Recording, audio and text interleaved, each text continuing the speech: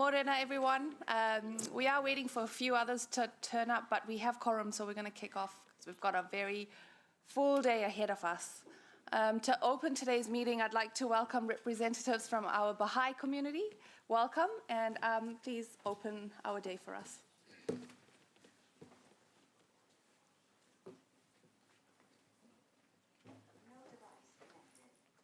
The well-being of mankind, its peace and security are unattainable unless and until its unity is firmly established. Baha'u'llah, the glory of God. O my God, unite the hearts of thy servants and reveal to them thy great purpose. May they follow thy commandments and abide in thy law. Help them, O God, in their endeavour, and grant them strength to serve thee. O God, leave them not to themselves, but guide their steps by the light of thy knowledge, and cheer their hearts by thy love. Verily, thou art their helper and their Lord. Baha'u'llah, glory of God.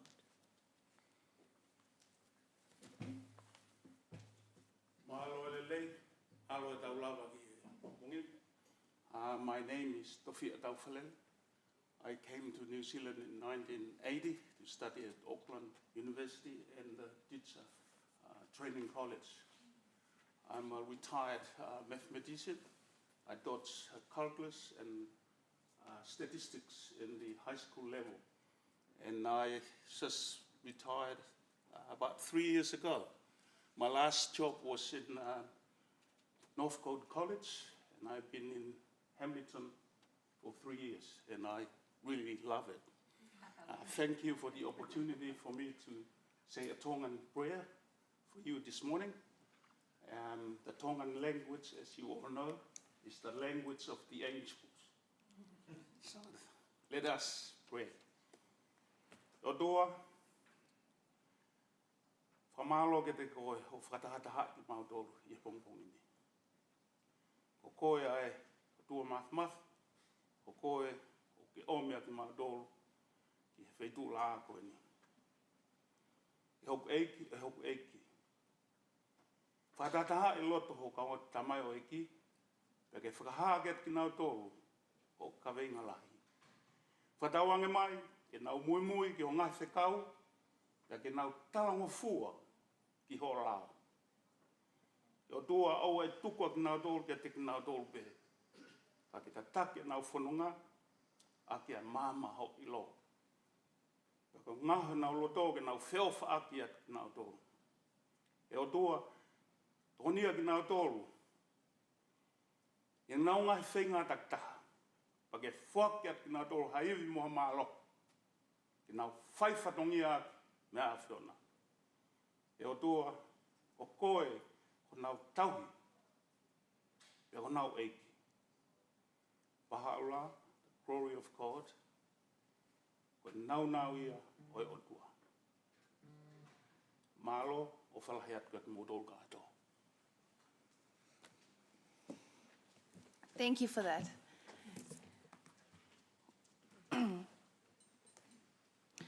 So yes, like I mentioned, we've got a pretty full day ahead of us, but let's keep it light and positive, and I know that we all have the community at heart of all our decisions. Apologies. I've got a few for lateness from Mayor Paula. Deputy Mayor Angela, her bag's here, but she's not, so I'm... cool. All right. Full absence from Councillor Malena, and then I've got early for Councillor Mark and Councillor Andrew. Early as in, I think you said 4 or 5 p.m. Yeah. I'm not going to say it. Yeah. We'll just. Sure. Thank you. I will second all those in favor. Raise hands. Thank you. All right, confirmation of the agenda. Any questions? Nope. Max, you're moving? Yep, I will second. All those in favor, say aye. Aye. Thank you. Declarations of interest, are there any? Current interest for item 7 of still got from governance, and I'm not conflicted at the moment. Thank you. Thank you. And none online. Thank you. And we will go straight to public forum. And first up, we've got Ro Toa from Glenview Community Centre speaking to the Chair's report. Welcome, Ro. Kia rana. All right, kia rana, my name is Ro and I manage the Glenview Community Centre in the beautiful Hamilton South community, the gateway to Hamilton. Before I start, I want to acknowledge the contributions of our hardworking community centre, community house managers who have helped me shape, in their own words, today's speech that I will share with you as our elected members. The word value means the regard that something is held to deserve, the importance, its worth, or usefulness of something. Here's a 2-minute plus snippet of the reality of what the word value looks like for us as community organisations at a grassroots level. Therefore, we are the forefront of community development. We are expected to make do, where no other sector or industry in our city is expected to do so, not even yourselves. Our communities know us and trust us to do our best for them, even with limited funding and resources. But we shouldn't be placed in this position given how many whānaus rely on our services every day. It's not a secret the role the Western Community Centre play in our city and the value they bring. They are a great example and evidence shows it works. Now imagine the 4 corners of our city with a similar space that is visible, accessible, and able to fully meet the needs of our diverse communities in a growing city. I want to wish our friends at Pukete Neighbourhood House, Te Papanui Community Centre, actually I'll just rephrase that again. I want to wish our friends at Pukete Neighbourhood House, that's one corner, and Te Papanui Enderley Community House, that's another corner, and the very best in their future purpose-built facilities, including the success of Pukete reclassification of Ashes Park shortly. Right, Scott? Oh yes, and did I mention the 4th corner? I have a couple of ideas for your consideration. Imagine the growing Peacocks development with a fit-for-purpose community facility in Hamilton South. Or imagine Gallagher's Aquatic Centre, Glenview Library and a Hamilton South community hub in all one space. You'll find examples of this in South Auckland. Te Whare o Te Ata once they moved into their Fairfield Hall and having more visual presence in their community, Ofa says the mana of the place is slowly coming back and the anti-social issues are slowly fading away. In summary, a lot of being achieved with the limited facilities community groups are working out of can be achieved so much more with purpose-built facilities. Community organisations occupy the space between council and community. We are the ear to the ground and a bridge to services, both social services and local government services.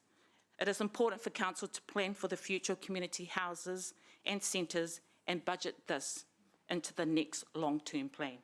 In closing, Councillor Quiche mentions in her Community Houses Update report, thank you for supporting those around you and being the shining beacons of hope and help in our city. Well, here is my challenge to you, our elected members. We just need to be adequately supported to do what we do. And can you be that shiny beacon of hope and help for us as community providers? Thank you, and go the All Blacks.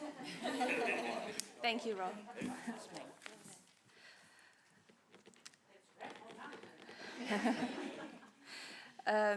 We'll go to our next speaker, David Bennett, who is online. Just a reminder, I should have said this to start with, it's a 2-minute window for speaking, including questions, but let's see how we go. Morena, David. Hi, Rona. I'll probably keep it short. I'm here supporting football and sport in general. we support the prospect of a long-term lease for Marist. We see it's a bit of a precedent. I notice there's another community group that's in that application as well. And we would like to see the ability for that to go to football clubs at some point in time as well. The reason we want to see those long-term leases is that unlocks a lot of funding for those organisations. The Marist development can't happen without that long-term lease. They don't get the funding applications that they've got. And similarly for football. So, football, you had huge migration into the city, a lot of migrants play the game. You've had the Women's World Cup. It's got a lot of support out there in the community, and it has a great community aspect for what it achieves. And so we see the ability to get facilities, artificial turf into the city, especially where Hamilton is lacking compared with any other city in New Zealand of a major metropolitan area. When it comes to gambling, we would like to see the cap rather than the sinking lid that enables that funding for those sports facilities and the ability for relocation, and that enables it to go to areas that may, at the moment, there may be a lot of gambling in the areas that are lower socioeconomic, and there's not that balance through the city. So we see that the opportunity for relocation is important for that. So in general, we need to unlock those funding sources to give the facilities to the city.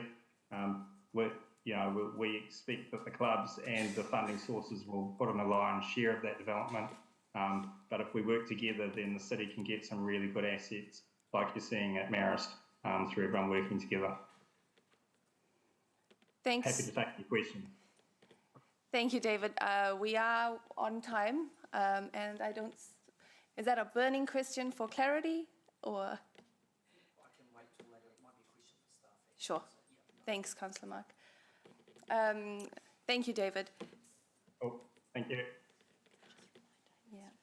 And just a reminder to councillors in regards to that capping and relocating aspect that David touched on, hearings have already been. So if you can just disregard that part, thank you. Jamie Strange is online. Morena, Jamie. Oh, Morena, Madam Chair. Thank you for the opportunity to submit. Strangely enough, my submission is almost identical to David Bennett's, which I haven't been able to say over the past few years. Just a reminder, sorry, Jamie, just a reminder that you can't speak to the Class 4 gambling policy itself because we've already had our hearings. Thank you. Thank you. I appreciate that. Look, I'd like to highlight the important work that organisations like Grassroots Trust do in our community. Having been an MP over the past 6 years, I've spent many hours at various events, whether it's sports organisations, whether it's other community organisations, but I know Grassroots in particular around the sports. They have had a significant impact, and when we look at increasing access to sport, it's important that we have good facilities for people to use, and organisations like Grassroots Trust play a key role in that. I'm not sure if David mentioned this in his submission, but there is an example at the moment of Grassroots Trust working with Tauranga City Council on 3 projects. 3 community projects. One of them is a skate park, and then you've got 2 other, encouraging active recreation, and they've got a good working relationship there. And they're also working with Auckland Council on a key football project as well. And at the moment, unfortunately, Hamilton City Council is missing out on some of that funding. The reality is, with the LTP coming up, it's going to be very tight. It's going to be challenging for councillors to do everything that they want to do. And being able to utilise grassroots funding, I think, makes sense to me. Happy to take any questions. Thanks, Jamie. Any questions for clarity from the room? There are none. Thank you. Thanks for your time. Yeah. Thank you. Can we welcome Kay Christensen, please? From the Problem Gambling Foundation, speaking to item 13. Welcome, Kay. Kia ora. How's this? Yep. Here Yes. we go. So thank you for the opportunity to speak this morning. My name is Kay Christensen. I am a policy advisor with the Problem Gambling Foundation based in Hamilton. We present 2 recommendations to Council this morning. First, we recommend Council retain the current external funding policy. Retaining the policy shows ethical integrity and leadership. It is also consistent with Council's Class 4 venues policy mandate. Second, we recommend that Council not approve any changes to the external funding policy at this time. We would fully support Council in letting the matter lie on the table until such time that staff are able to provide additional information about its engagement process. PGF Group felt that the process has been less than robust.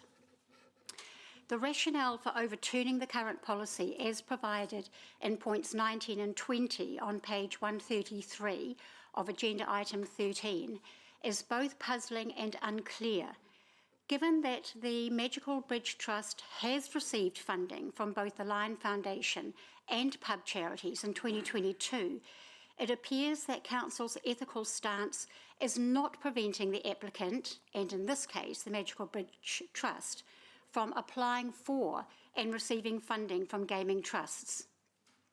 Also, Council has not made sufficient argument in its public documentation as to how it resolves the imbalance between the social harm of normalising gambling by taking funding from gaming trusts while trying to meet its other wellbeing objectives. So to conclude, we fully support Council in retaining its current policy, and we fully support Council in letting the matter lie on the table until staff are able to provide additional information about its engagement process. Thank you. That was very clear. Any questions for Kay? Oh, thank you. Thanks for your time.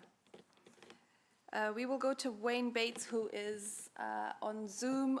Wayne is from Melville United, speaking to item 13. Good morning, Wayne. You're just on mute.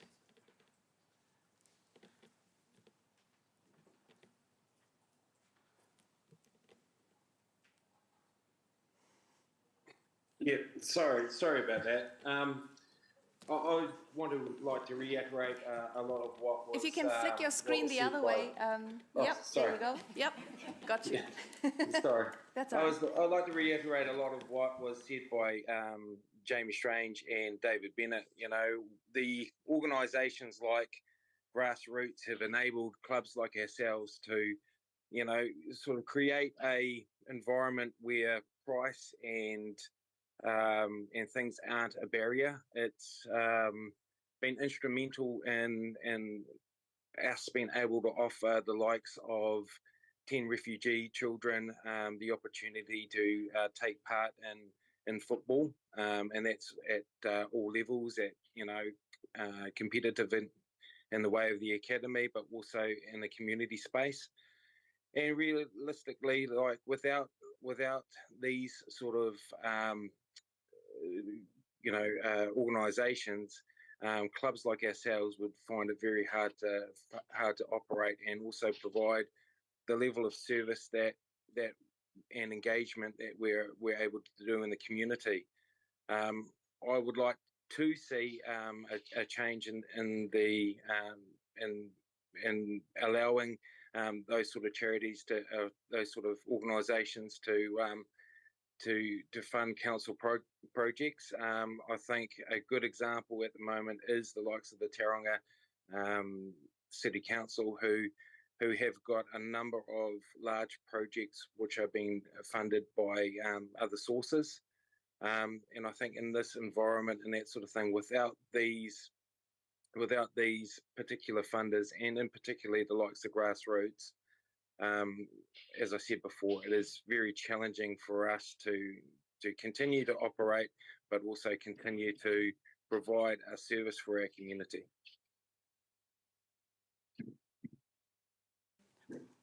Any questions for Wayne? There are none. Thank you for your time. Thank you. Awesome. Next up, we've got Dr. Nicole Coop joining us on Zoom. Is that right? from Kirikiriroa Family Services Trust, speaking to item 8. Kia ora koutou katoa, ngā mihi ki a koutou. Tēnā koe, Madam Chair, rawa ko Mayor Southgate. My name's Nicole Coop. I'm the CE for Kirikiriroa Family Services Trust. We are proposing to take on a long-term lease at number 77 Norton Road, which is the old Scout Hall. We currently have a lease at 79 with a papakainga and a office space. We opened in May of this year with Mayor Southgate and the Prime Minister, Kimi Manaakitanga, our youth hub, which has always been intended to be centred at 77, and the timing just did not allow for us to do that. We have over 1,000 children, kids on our books, of which we would like to use the hall for that purpose that it was granted in the 80s as a scout hall to support our rangatahi of the community to do what they wanted to do as scouts and brownies and guides. Now we want to come into the newer century of occupying them and doing what they want to do within a scout hall environment. And I'm open to any questions and around that. Kia ora. Thank you. Thanks for that. Are there any questions? No, and thank you for your time. Kia ora. We will go to Dr. Richard Wall and Dr. Rose Black, speaking to item 13 from the National Public Health Service, Waikato.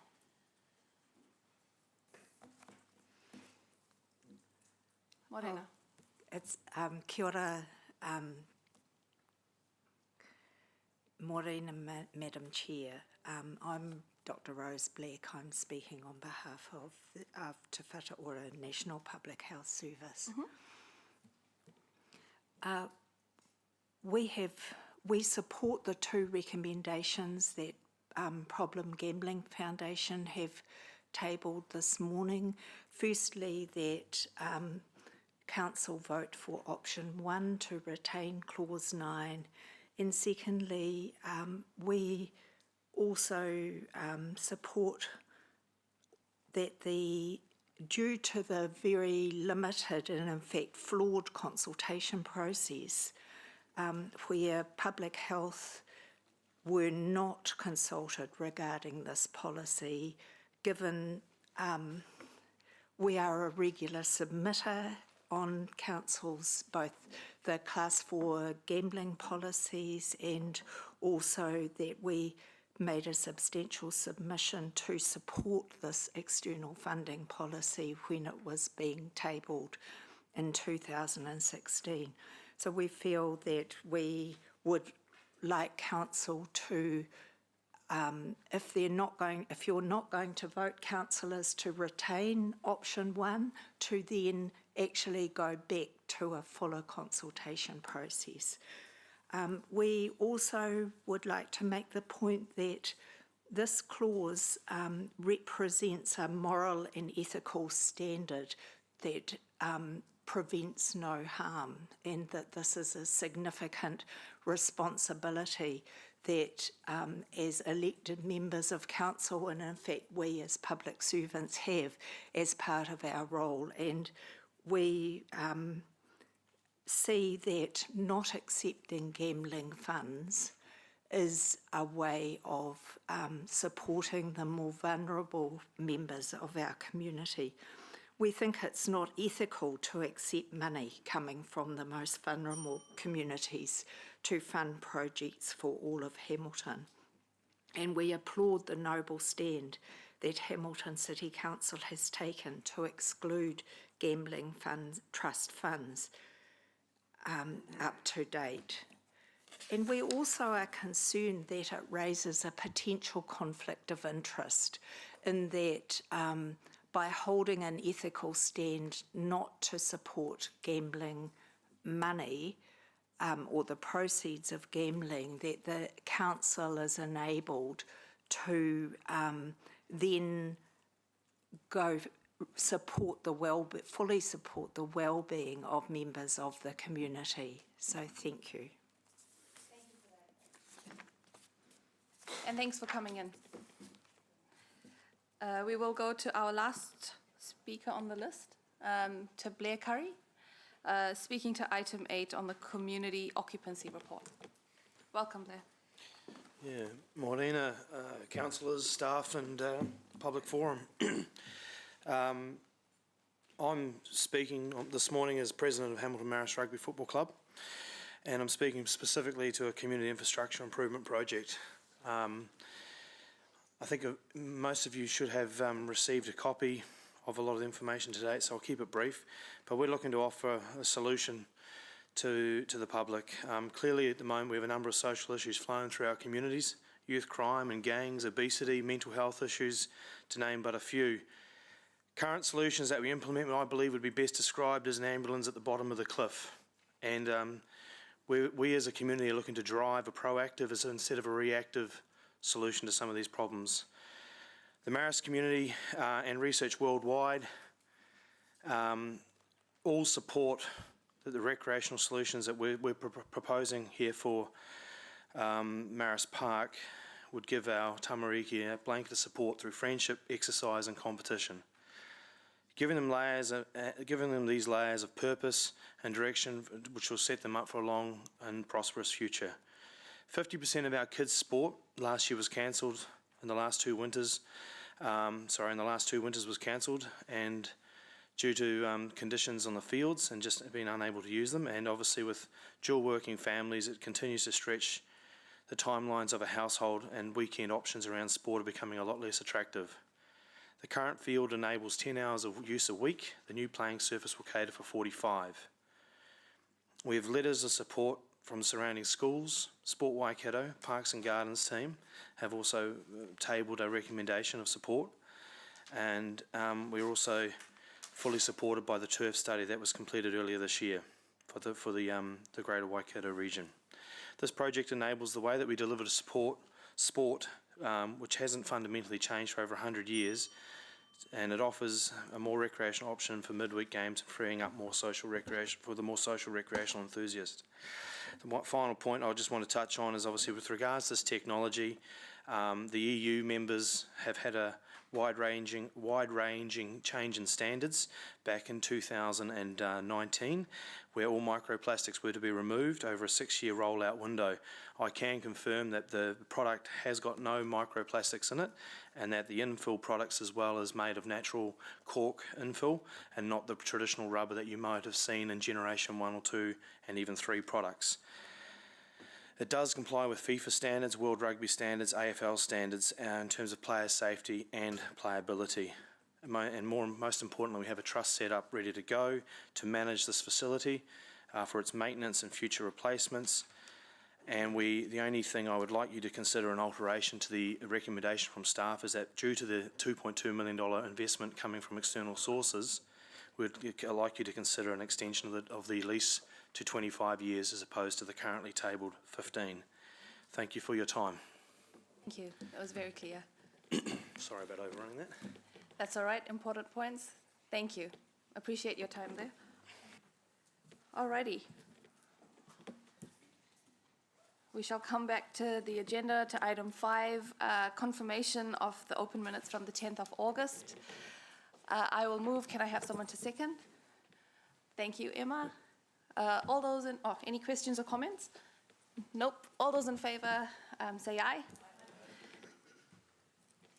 Motion is carried unanimously. Thank you. Item 6 to the Chair's report. Thank you.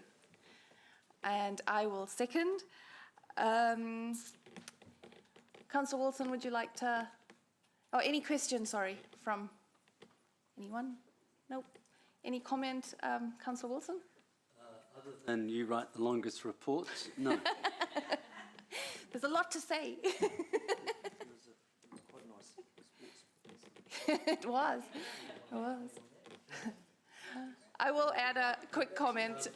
If you, thank you.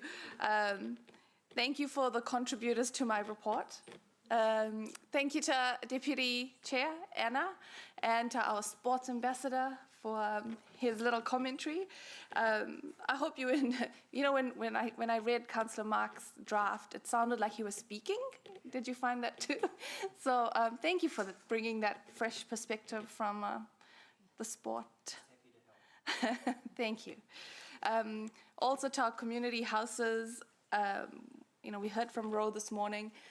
So just again, reiterating a thank you for what they do in our communities. We're happy to support them. Councillor Pike. Yeah, you just touched on it then. I just wanted to really mihi out to all our community houses and the incredible work they do. Thank you to Ro who speak today and Scott as well who is in here from Puketi. It's just outstanding the contribution you make to our people in our community, and I just really want to acknowledge your efforts and thank you. Thank you. Mayor Southgate.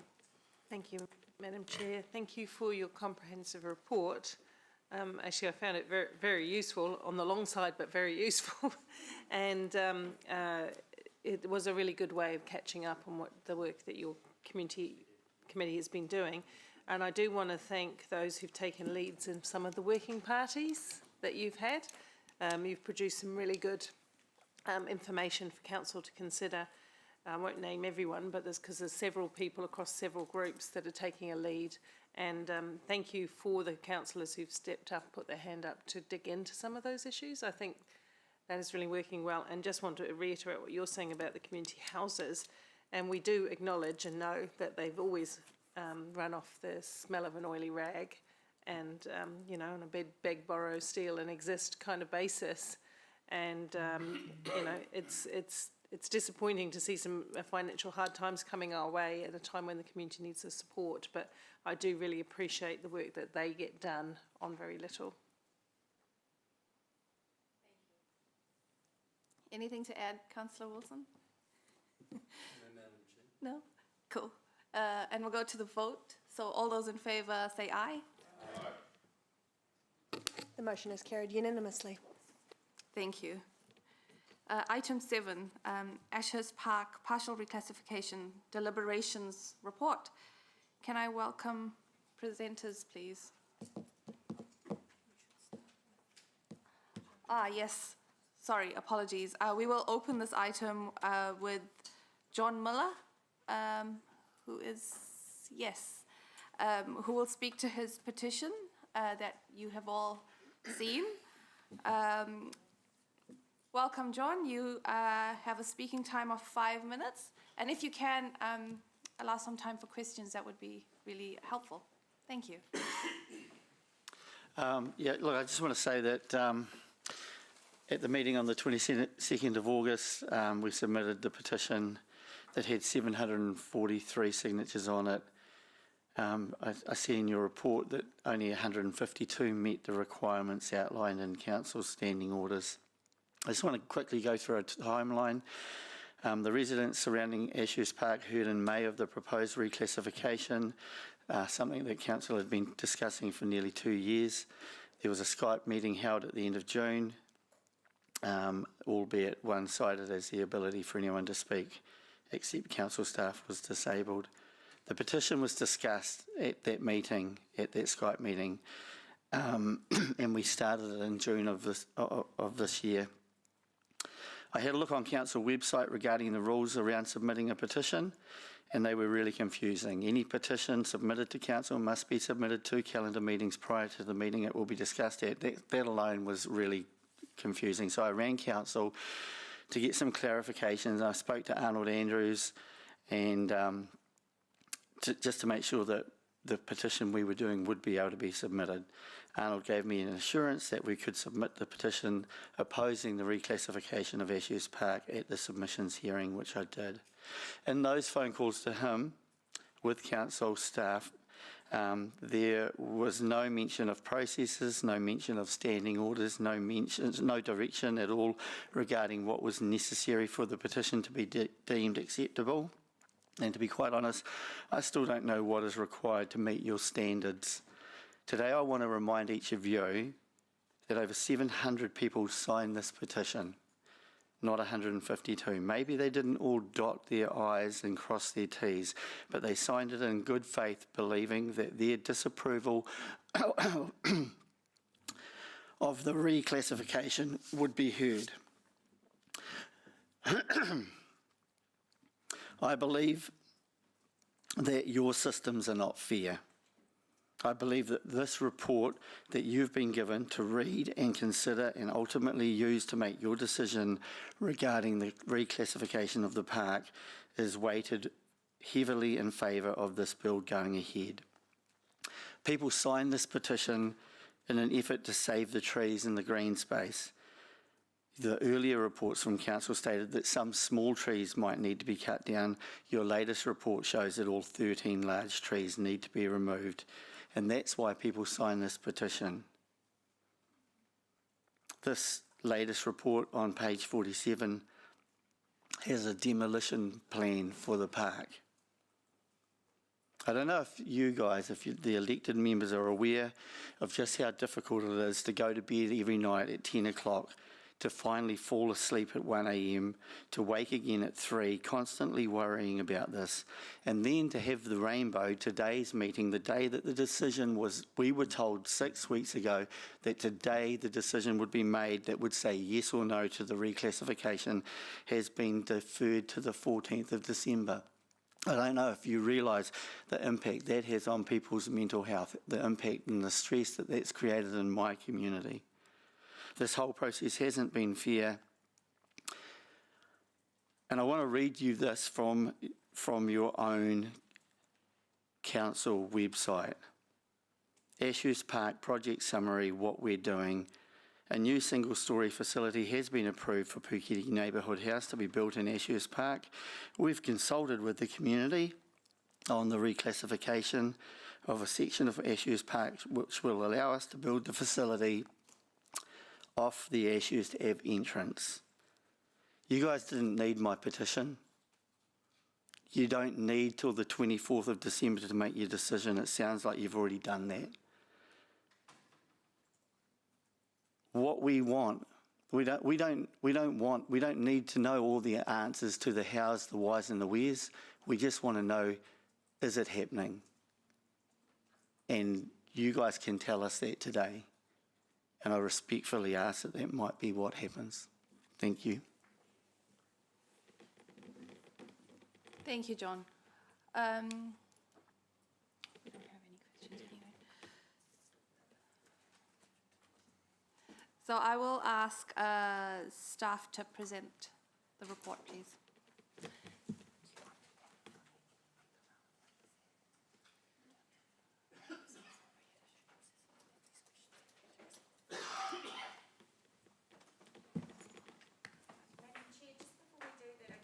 While Mr Miller's here, although I'm assuming he'll stay for the whole item, can we just hear from governance why the extra signatures, what the process is, just so we can make sure we're clear on that? Yep. Thank you. Absolutely. So are you wanting clarification of what classes are valid?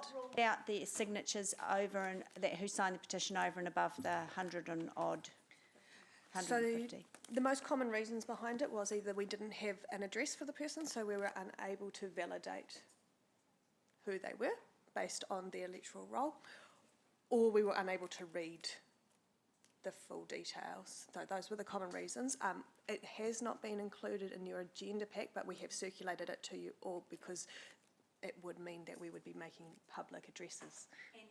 A signature to be validated, they don't have to live in the area per se, they have to be on the electoral roll. Yeah, yeah, I'm just doing it for Hamilton's roll.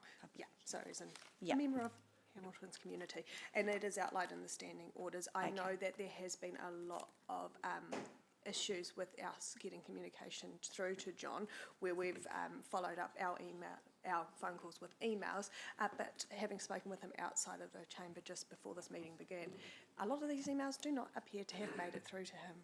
Okay, all right, great, thank you. Thank you. Maria. Morena. Morena, Chair Kesh, elected members, Mangai, Oli, me Paula. So, as most of you know, I'm Maria. I'm the Parks and Recreation Unit Director. I've got Amy Haycock with me, who is our Parks and Recreation Planner, Parks Planner. The report before you today is intended to provide the committee with information requested by the Regulatory and Hearings Committee. As most of you will appreciate, there is some background to this report, and it is ultimately intended, I guess, to enable a Puketi Neighbourhood House facility. The decision that will come to you on the 14th of April is around the reclassification of the land, which is necessary to enable that. There is a lot of information in the report, and of note, paragraph 21 has the key themes from the consultation. The position presented by John Miller earlier is outlined in paragraph 25 in attachment 3, and there are location options discussed in attachment 2, and attachment 4 provides a table responding to the issues raised by elected members.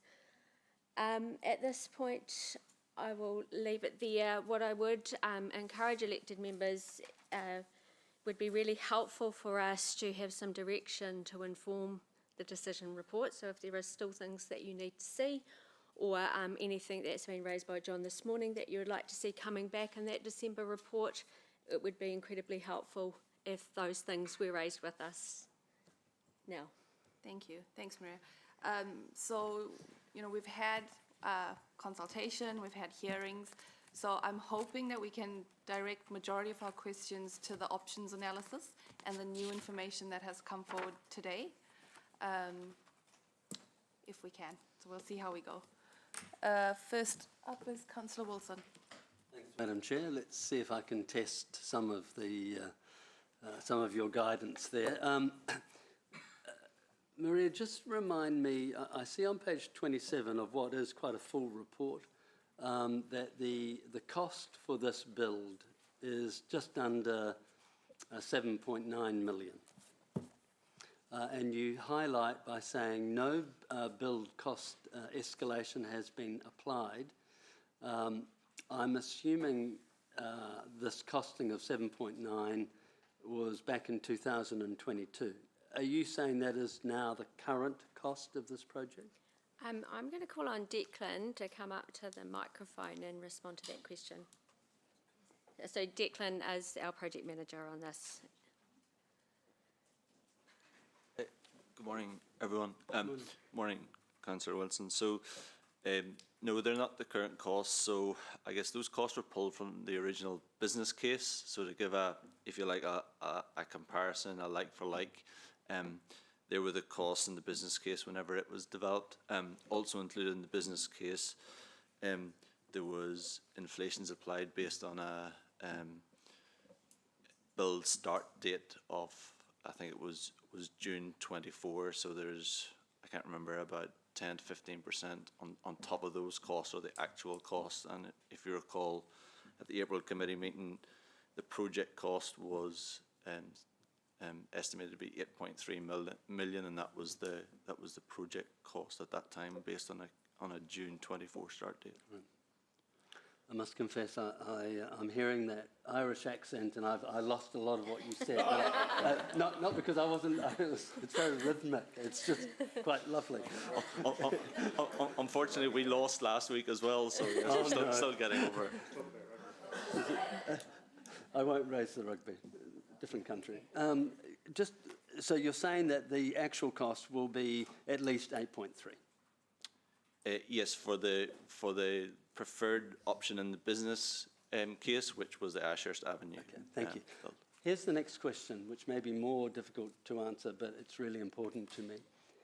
If this build was to have occurred on the existing site of the Puketi House, what would the build cost be? And what I'm trying to encapsulate is the additional, if any, expenditure in this new location the removal of the trees, the destruction of the playground, the rebuilding of the playground. I'm just trying to get a full, comprehensive understanding of the two quantums. Yeah, I don't know the figures in front of me, but during the business case, we looked at, I guess, extending the sports drum and I guess positioning the new building where Puketi are currently positioned. That option was more expensive than the Ashurst Avenue option. Some of the reasons around that was there's the existing volleyball courts which needed to be removed to make room, and some additional car parking, as well as the retrofit work to the existing sports dome, which I guess per square metre is typically more expensive than a new build. So that option was explored during the business case and turned out to be more expensive than the Ashurst Avenue option. Okay, thank you for that explanation. I'm nearly there, Chair. In light of what you've just said, I think most people accept that the sport drone isn't really fit for purpose currently. And one of the benefits was to revamping the entire process, both parts, building a new community house and fixing the drone. The 8.3 million obviously builds the new Puketi facility, but it still means we've got a poor sports drone. Is there any plan to sort the sports drone out? And if so, what's the cost of doing that?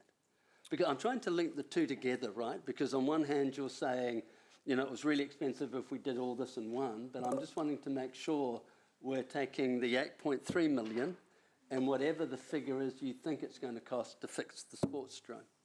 I might let Maria. Yeah, Councillor Ewan, and I'm just checking that what I'm hearing is what you're asking for. So you're asking for clarity on costs against the options, but also the outcomes that would be achieved in a wider sense than just Puketi Neighbourhood House and Sports Drome. So you're asking about total costs at the Ashurst site, including playground, compared with total costs of the Sports Drome building, including any renewals that might improve the outcomes for the sport. No. No. What I'm trying to land on is the explanation for not doing the redevelopment all in one location. Was the fact that it ended up being more expensive. And so we've then landed on the 8.3, right? Now what I'm saying is, okay, the next thing that will be coming down the pipeline in the next year or so will be a new application from you good people saying, oh, we've now got to sort the sports drome, right? And I'm trying to make sure that we are mindful of that in the broader debate, right? Okay, I now understand that question. So within the current LTP funding, there was renewals allocation that enabled us to upgrade the floor at the Te Rapa Sports Drome to a more usable sprung floor, more consistent with a modern facility, and renewals at that building, and those works have been kept. So, and how much is that? So essentially we won't be asking for extra money. Karen, do you have the figure off the top of your head for that? But definitely that information can be confirmed in the December report. Is it 3 or 4 million? Is it $1 million? Off the top of my head, it was around,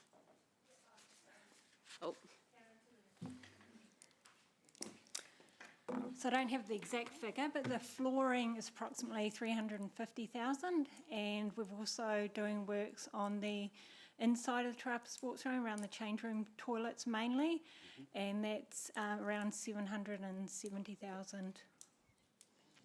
Right, thank you. Can I just go back to your first, Daryl, right? Yeah. Daryl, when you said that the overall cost of doing, sorry? Declan. Gosh, I'm not having a good day. Declan, when you said that the overall cost of doing this all in one location, including the sports drome improvements, you did. Could you specify a figure? What was that? I can't recall off the top of my head, but I think it was around the $9 million figure. Right. Right, 9 million. Okay. I think it was approximately $1 million So you- more expensive than the Right. Ashurst Avenue. Yeah, but it would achieve the same thing, because what I'm now hearing is that it's 8.3 to do this project, but then we're going to spend 1.1 million later on the sports drone. So in fact, just from those figures, it would have been slightly cheaper to have done it all in one location, and it wouldn't have caused the disruption to the community. There Yeah. is an additional, there was some earthquake strengthening works that would be required, but again, we can provide that clarity in the final report so that that is stepped out for elected members in their decision.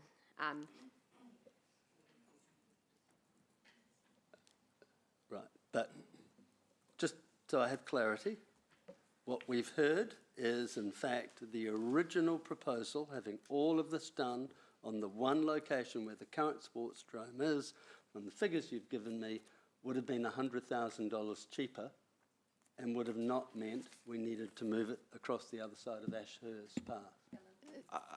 Approximately, but I don't have the figures to No, hand, that's so I fine. can't. I'm not sure if I'm understanding you correctly, Councillor Ewan, so if I have got this wrong, the flooring and the toilets would have to be, that extra million was on top of the that would have to be done and was being done anyway, even if we did the build at the Ashurst Park site. The flooring and toilets would be additional to that 9 million, not included in. Okay, well that certainly Yeah. wasn't what I just think I got told. No, what Helen's saying is correct. Yeah. So the 9 million to extend the building and to build a new Puketi neighbourhood house didn't consider the upgrade of the floor or the other facilities.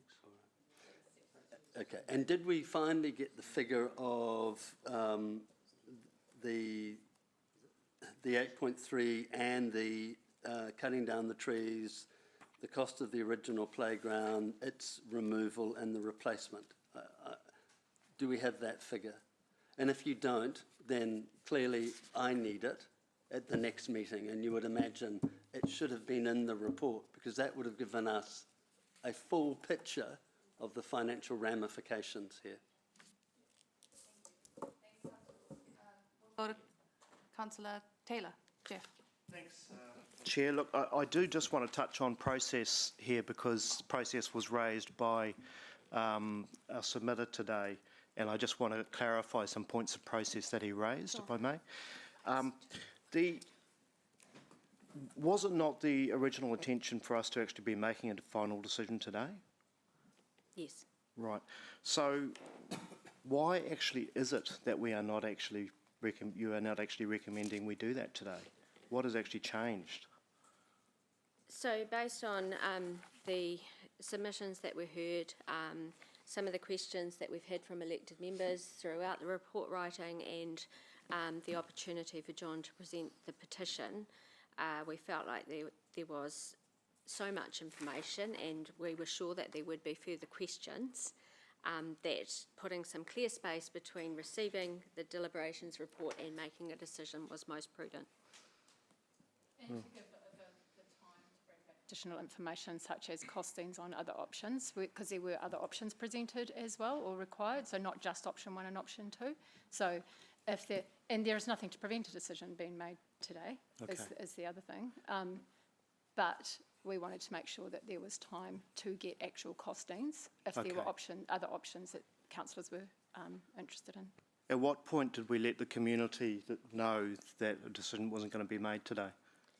So there was an email that went out to the community, I believe, on Monday morning. Right, just this week then. Okay. Tuesday morning, sorry, Jeff. Sorry? Sorry, I've been corrected, it was Tuesday morning. Right, thank you. The submitter raised the issue of what was on our website just days out from this, saying basically we've consulted with the community on the reclassification of Ashurst Park, which will allow us to build a facility near the Ashurst Park entrance. How can it be that in a formal quasi-judicial hearings process that we are part of, that days out from this meeting we can have something on our website saying or indicating that we've already made up our mind? So the information on the website, Councillor Jeff, technically was factually correct, but after the matter was raised with us by Phil and John, we could see that it wasn't worded as clearly as it could be, and we have since changed that information. So. Okay, so can you see how it would look like predetermination? So absolutely, which is exactly why we moved very quickly once we were advised, you know, of how it looked, and when it was brought to our attention. Okay. Because, yeah. All right. And just, sorry, one very quick last question, Chair. If we get to the point where we say, all right, as a council, the Ashurst Park option is destroying too much green space and taking down too many trees, all the other options are too expensive, which according to this report, that seems to be what we're saying. Are we in a position where we could actually say, look, we're not going to make a decision at this point, we're going to postpone the whole reclassification and go back to the next year's LTP? We could do that? Okay. So in terms of Amy might have something specific on the reclassification, I'm not sure you could postpone it. Is that an option? You could certainly decline it at this point and we can come back to it at a later stage, I suppose. All right. Thank you very much. I'm going to take a couple online. Do you know who was first? Councillor Sarah? Thank you, Chair Kesh. In terms, I understand we haven't done any costing work around making the sports drone site accessible in terms of having, you know, a path with an accessible gradient down to it. But I mean, are there any kind of ballpark figures of what we potentially might be looking at to achieve that? No, I don't believe there are, Councillor Sarah, and this is what Helen was speaking to before. If that's something Council wants us to do, we can. There is in the appendices some indicative kind of indication of what it would look like to show you just how much green planting would be removed and how long the switchback would be, and we expect that the costs to investigate the option will be significant. Okay. Oh, yeah. And that location, like, would you then, because there's a cafe proposed and things, would that then change some of the feasibility of what's been proposed at all? Yes, potentially. Okay, thank you. With the Ashurst Park option, there's a variety of layouts. With the one that was initially proposed at the very beginning, which is more to the, it's more to one side, and does that require the removal of all the 13 trees? We can provide some detail around that, Councillor Sarah. It's probably not prudent of me to speak to that on the fly. Yeah, that's fine. Another question is, did we look at the option of shifting it further back to avoid, I guess, the building largely blocking the connection between the road frontage and then the rest of the green space, and allowing the play area and some of that green space to sit in front of the building? So the option one analysis starts on page 27, and the various variations on that option that have been considered are mapped there. Yeah. Yeah. I'm just thinking in terms of bringing it further away from the road rather than shifting it kind of side to side. Oh, I see what you're saying now. That would then have an impact on the sports field. So the options considered do not consider an option that takes away a sports field from the site. And is there any ability to reconfigure things to avoid a whole sports field being taken away, or was that just was there no option? We will double check, Councillor Sarah, but I believe not without investment in drainage, and my recollection of that site is it's fairly tight in terms of the 3 fields that are there, but definitely we can have a look. Okay, thank you, Maria. Those are my questions for now. Thanks. We'll go to Councillor Andrew. Thank you, Chair. Kesh, Maria, I have a few questions on the numbers, sort of like my colleague, Councillor Ewan. I have some confusion, so bear with as I go through this. Comparing option 1 with 7.9 million for no cost escalation, so we're talking about 8.3 million with. Firstly, does that include money for the future replacement playground? No, it does not. Right. And comparing these figures to option 4, for instance, where we've got an estimate of 13.7 million, the land is given as a range of 1.95 to 4.5 million. Now, it's the same footprint for the building, less car parking needed. So based on the maximum land price, this would put the building at 9.2 million, same building. Based on the mid price for the land, which is what you'd normally take in the estimate, that would put it at 10.5 million for the building. So I'm sort of wondering where there's an extra 1.2 million in that option when we should be sort of comparing apples with apples. So Councillor Bitter, with that option, there is a note there saying that the very low cost confidence in that pricing. So certainly we can pick up that point and come back through the decision report with some more information there. Yeah, because I would have thought given the differences as the land value, then the building and everything else would be the same, and you'd have confidence in that. So continuing on from that, for some feedback, the Sportsdrome would benefit from option 4 with better access. Councillor Sarah has just mentioned. Sorry, Councillor Buddha, if you can save that for debate. Yeah, well, there is a question related to this. Thank you. Which I'm coming to. So, in the report, you haven't actually mentioned any benefit for the Sportsdrome of option 4, and I'm just wondering why.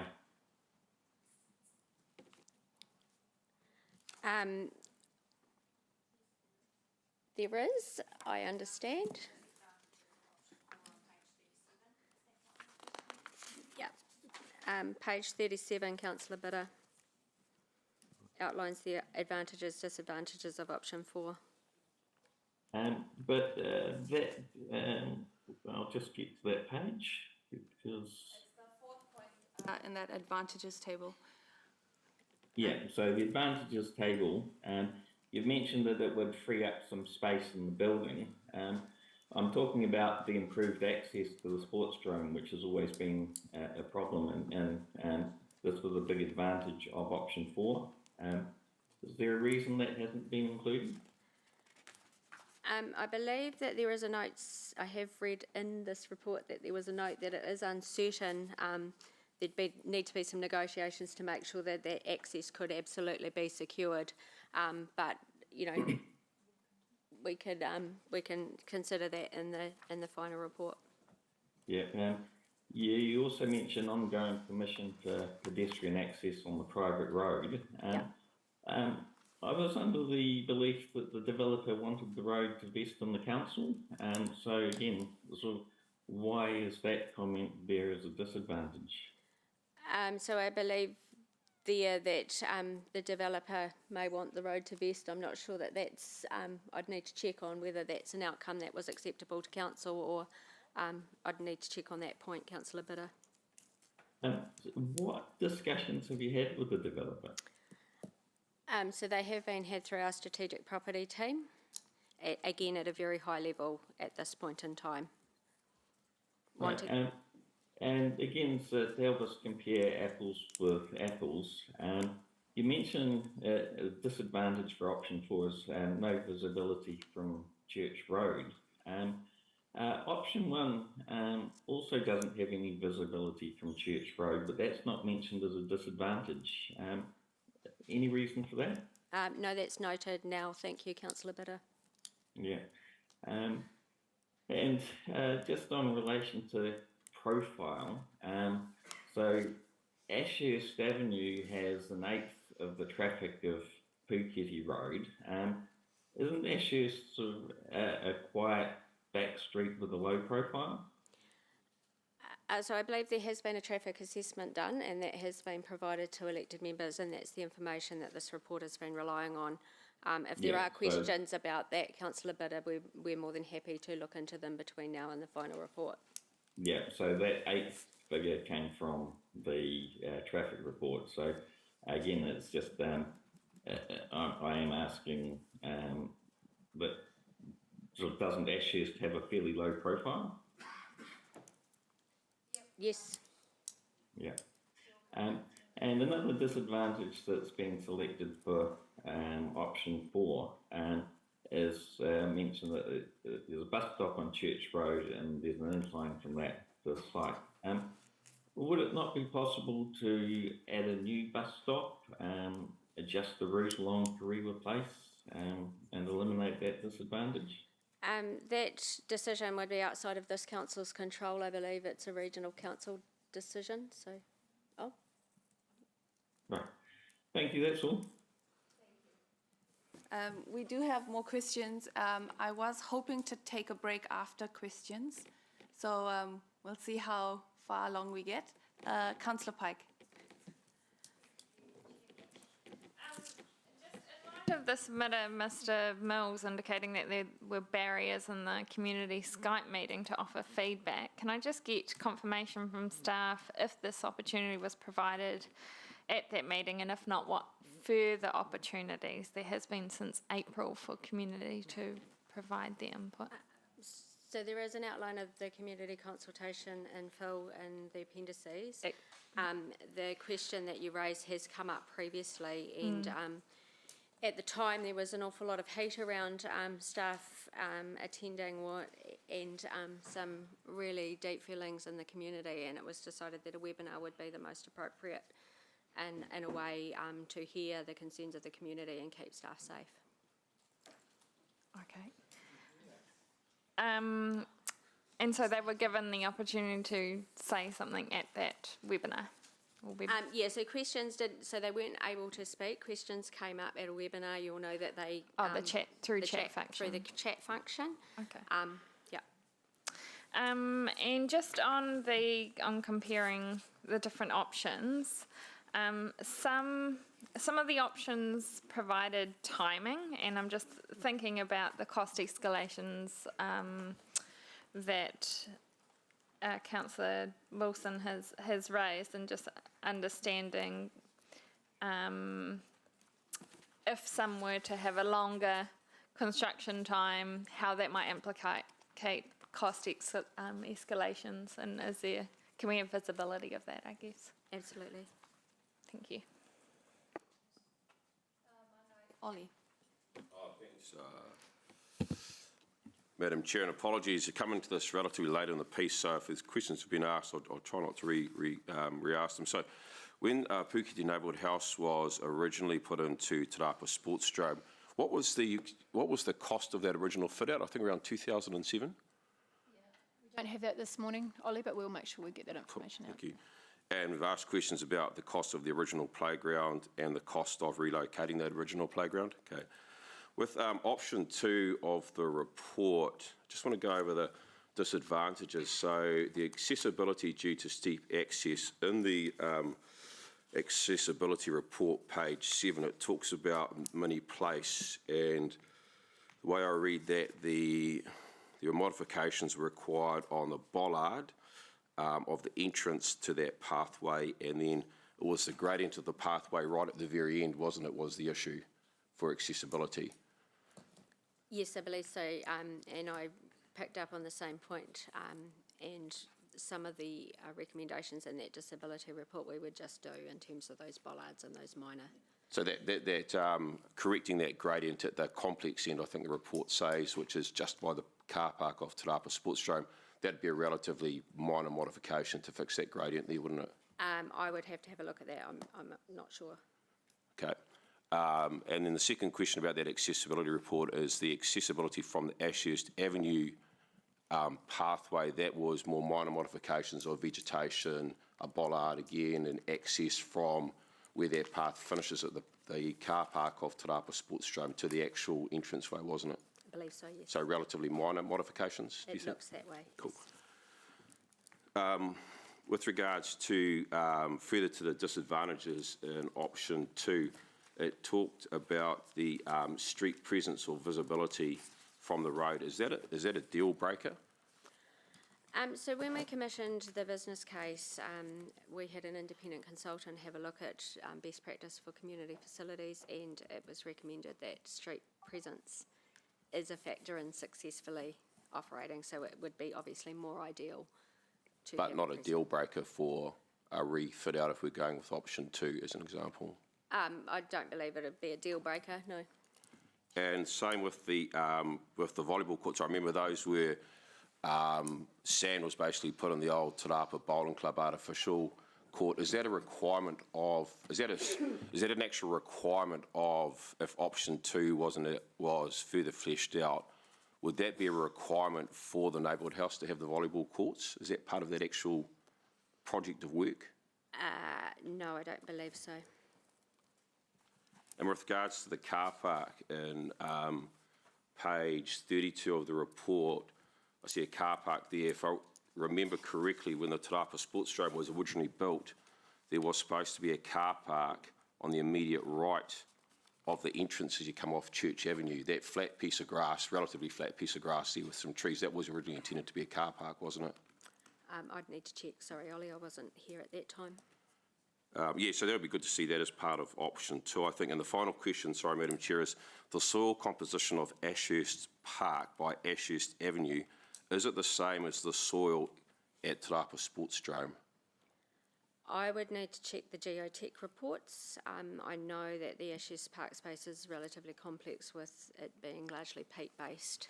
That's, yeah, because I remember when we talked years ago about soil at that park, it was the peat was an issue, and I just want to see if that was across the whole of the park, which I think it is. I believe it is, but I absolutely will check that.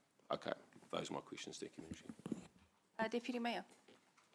Thank you. Question just, I guess, on process following Councillor Pike's question. Is it correct that the neighbourhood, residents in the neighbourhood have not had a in the room, let's look at the plans face-to-face chat with staff? Yes. They haven't. Okay. Is that an opportunity between now and December to have that once we get to the end of this item and you've heard from all of the elected members? Can we do that? So there have been individual meetings with individual residents to look at plans, but not the whole, as But you if there's suggest. a group, like whoever Yeah. turned up in the webinar is interested in Yes. hearing where we are now, wherever this committee lands on, we can do that, we can factor that in and have perhaps the chair Yes. there? Absolutely. Yep. That can happen, okay. In terms of the updated costs, will that be included in this report as well? Yes. So, okay, and we don't need to go out and pay somebody externally we have some clever economic measure that can calculate that can do that? So there'll be updated costs on all the options, because you're not wanting an option today, are you? You're not looking for that today? We do need to say that the options that haven't been fully explored are conceptual only, so there Yeah. would be high-level costs. Yeah. And we would endeavour to put contingencies on those costs. Yeah. So it's updated costs that's in here today, yeah. Yeah, Okay. we probably would like an indication of the options that you're most interested in, because Yeah. then we'd drill Or down certainly the further ones that we and- can rule out, yeah. Because it cost up. Yeah. Can we not, can we not reclassify because it's an approximate area, can we not reclassify that today and then come back with options in December? Yes, that's an option. We could do that today, yeah. Okay. And last question. I don't see Councillor Thompson with her hand up, so I'll ask it. Just in terms of the Kawara property, not to purchase it, but could we, if the committee ended up with a different option, could we look at having transport access through there? So it might not mean we have to buy any land. Yes. We could, okay. Okay, you might have to break before we finish, eh? I'll take Councillor Thanks. Hutt's questions. Thank you. Run through these as quickly as possible. So I read the biodiversity report in the attachment, but I was perhaps looking for more specific information. I know that we haven't been doing the forward-looking tree maintenance of some of the trees in our parks. But I was just curious, as eucalyptus trees are quite often a storm risk or a wind risk for tipping over. They've got really shallow root systems, but also have, I know way too much about trees, guys, but also quite likely to have cavities or splits. And the report also mentions that the cedar and the she oaks are also likely to have cavities and splits in them, which would potentially also make them the same risk. And that's 9 of the 11 total trees. Yeah. Yeah.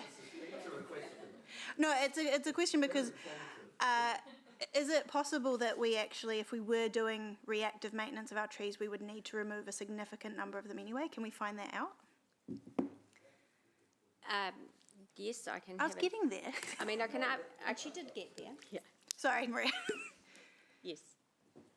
Cool. But I just think it's very valuable. In terms of the options, felt the accessibility report was really valuable, but I was wondering, to compare apples with apples, in terms of making the Te Rapa Sportsdrome as accessible as option 1, have the significant changes that would be needed to make even simply the entranceway as accessible, have they been factored into the costs of, is that option 2? I would need to check. I don't believe so. Depending on how far you know, are you talking about the access from Church Road? Are you no, they haven't been. Would it be possible to get a ballpark for understanding? Great. Option 1 listed connection with local cultural sites as maintained. I was just wondering which cultural sites? So that feedback came through engagement with Thorca, and they were referencing the Puketa Pa further down in Braithwaite Park. Oh, okay. Option 2 in its advantages listed reuse of the existing building, but I was under the impression we were always going to reuse the building whether we chose option 1 or option 2. Is that correct? Yes. Option 3 listed new build can incorporate carbon minimising technology or building techniques, but that wasn't listed against option 1. It would still apply to option 1 as a new build? Yes, I believe so, yep. Cool. And just on whether or not, because options of delaying it have been raised, could we have an understanding of how any delay would impact the philanthropic co-funding of this project? Yes. And that's all the questions. Lovely. Break time. I did see, Councillor Sarah, did you have a second? Yes, sorry, it was just following on from Deputy Mayor Angela's questions around access from Karewa Place for, particularly accessible access. It'd be good to, could we please get some idea of what it would be like, if someone needed to walk or wheel there from the bus the bus stops, but also could we have a conversation with Waikato Regional Council as to what options there are in terms of making that access a little bit better? Yes. The other part of it is what's the bus? Sorry, it's probably in the report, but the bus access to Ashurst Park, how far would you need to walk from the closest bus stop for that option? 700 metres. Okay. Cool. Thank you. I think we've had lots of questions, which has given Maria's team a good direction. Yeah. And when we will take a break, and when we come back and debate this, it would be helpful, I think, if we are looking for high-level costings, that we do signal which options would rule out, because as we know, costings cost. So it would be good direction for the staff as well. We're going to take a break now and come back at 11:10, please. Thank you.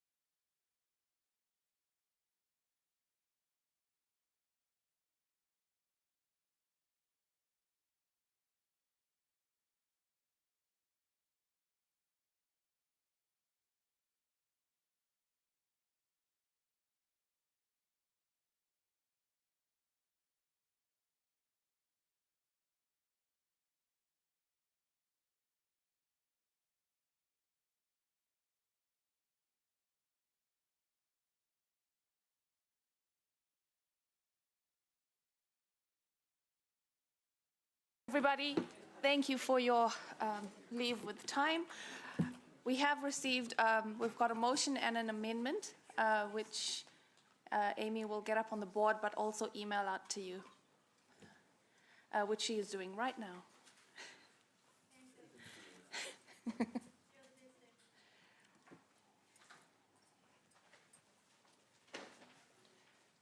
Why is it doing that?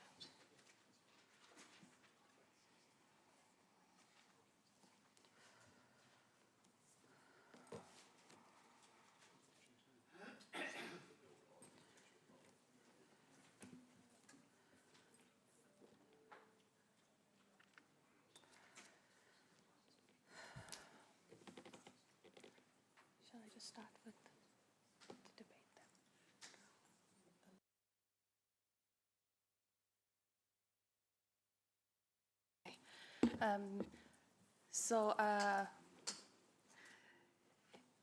Jeff, I'll explain just very briefly what the motion is, and I'll ask you to do the same with the amendment, if that's okay. I have put forward a motion to further investigate option 2, which is the current location of Puketi Neighbourhood House, so that staff can do that work around the costings to higher confidence, and that would be brought to the December meeting so we can compare apples and apples in terms of option 1 and 2 to make a better decision. Councillor Taylor, your amendment. Yes, in a nutshell, that I think we seem to be having trouble landing on a decent option, and I think also there's perhaps been some issues with the process, and I feel it's appropriate that we actually, and also the financial world has changed for this council, that we actually take a much better, longer look at it at the LTP next year. There was also talk of a staff action during question time, and I'll take lead from either of you around a meeting with the community before that December meeting. So what's the best way to capture that?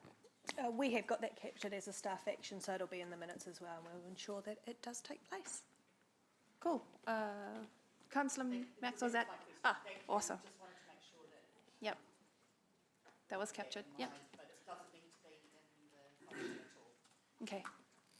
Thanks, Madam Chair. I've got a question of the mover of the amendment for clarity. Councillor Taylor, would your amendment provide more certainty for the neighbours at Ashurst Park in terms of having clarity that it would not be reclassified? Yes, it would do. Thank you.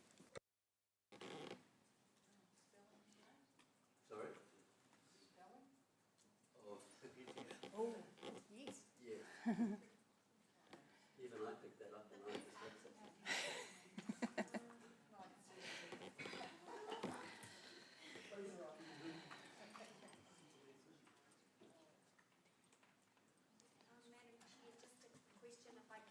On for clarification, kind of from staff, in the motion with the updated.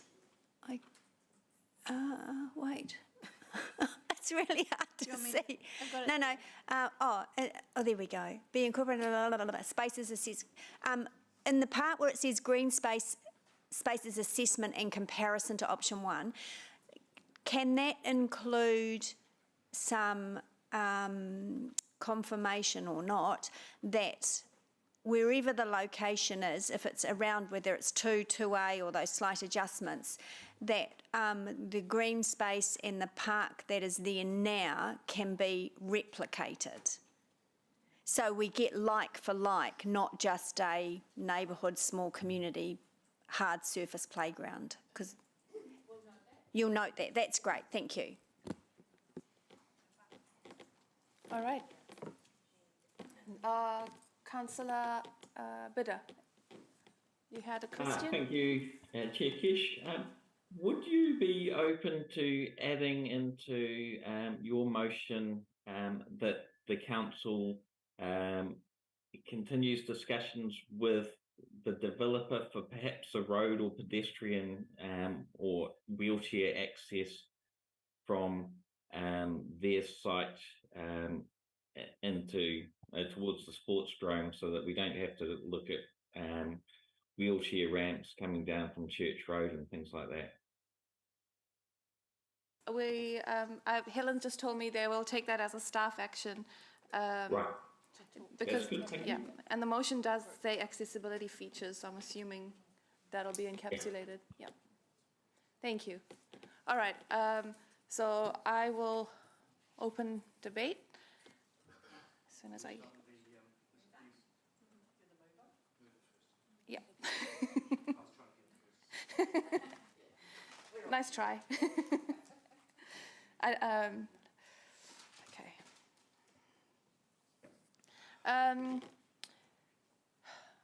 Thank you for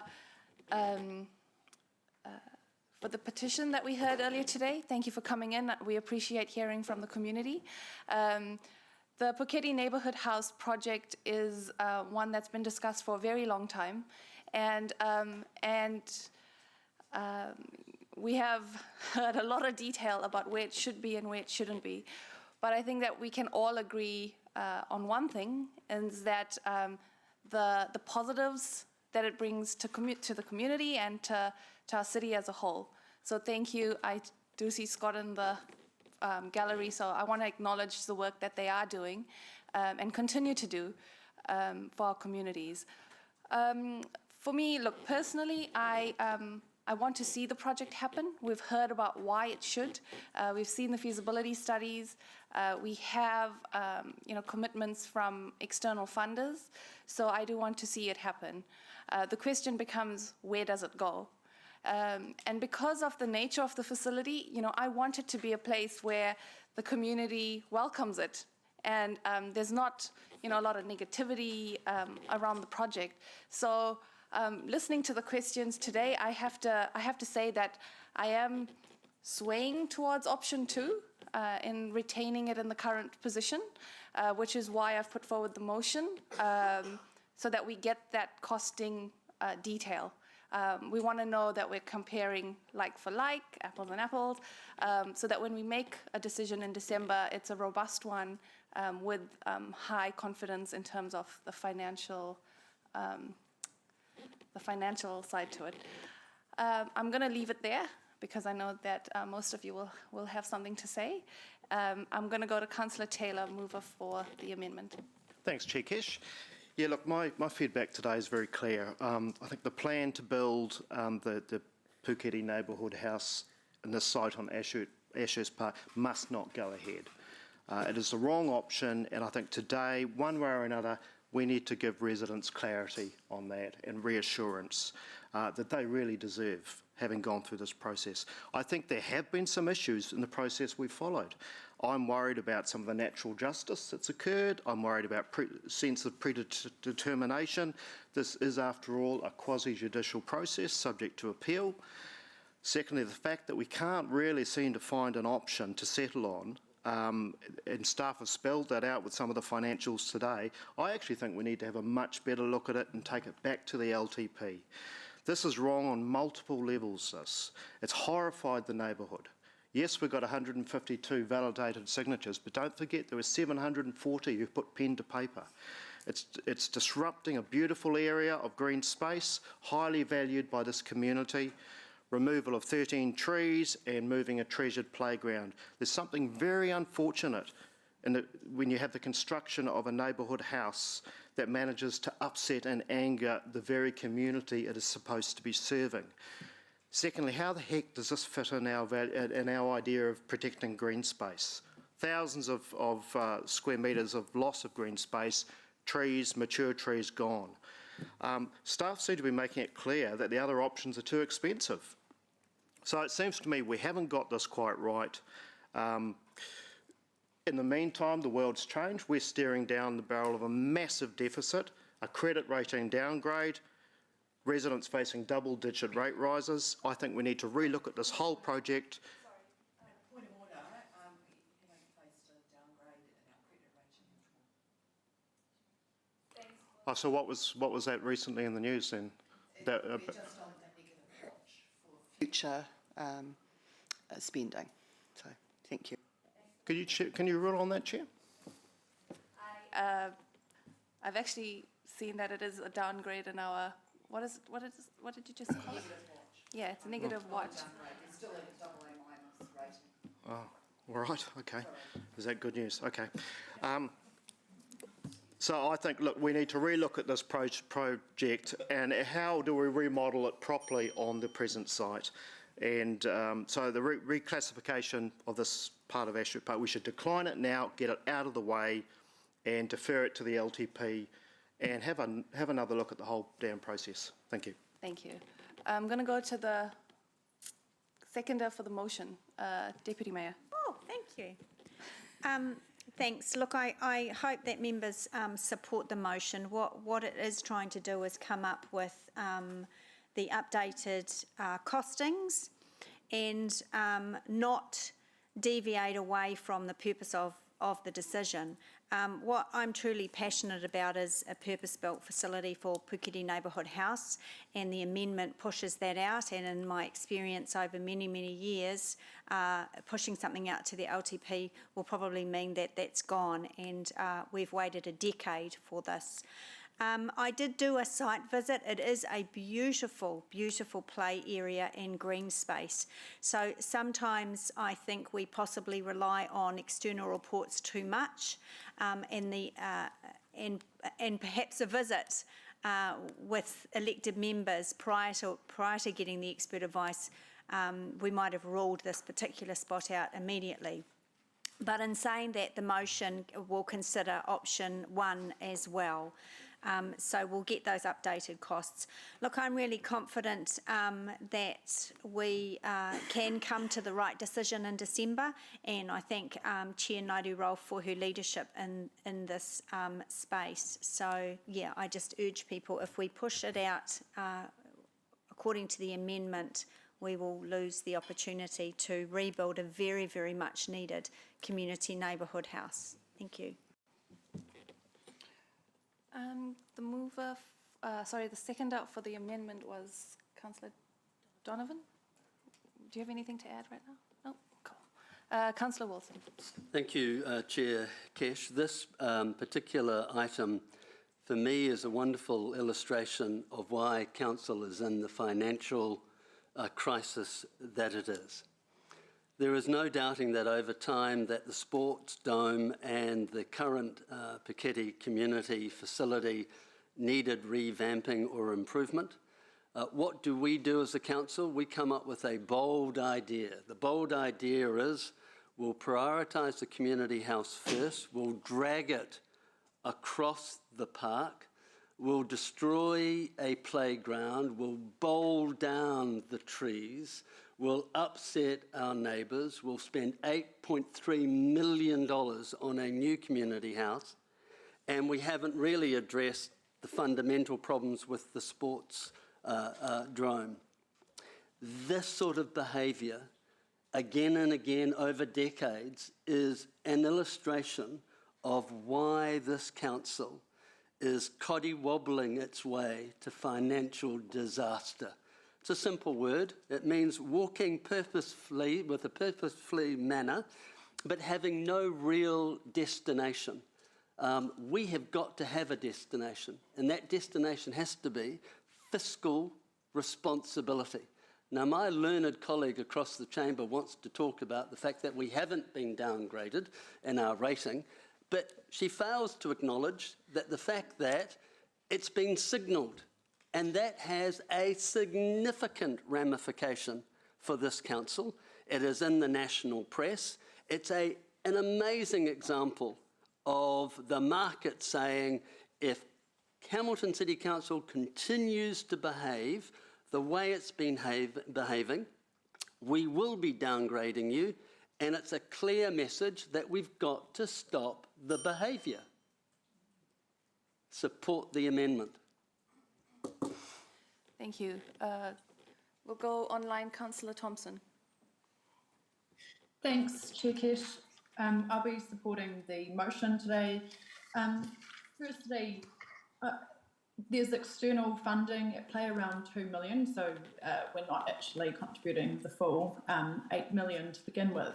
And I think not only do we put that at risk, we put our own reputation at risk and erode the trust of external funders for this and future projects if we suddenly turn around and say, you know what, we're going to now put this on hold, and that will, like shifting it to the outer people, likely spell the end of this project. And I think that, you know, we do need to invest in our community houses at a time where times are financially more difficult for the community. Actually, the community houses are an absolute rock. They're a centre for the community where people can go for assistance. And so I think they're critical, including at times where people are doing it tougher.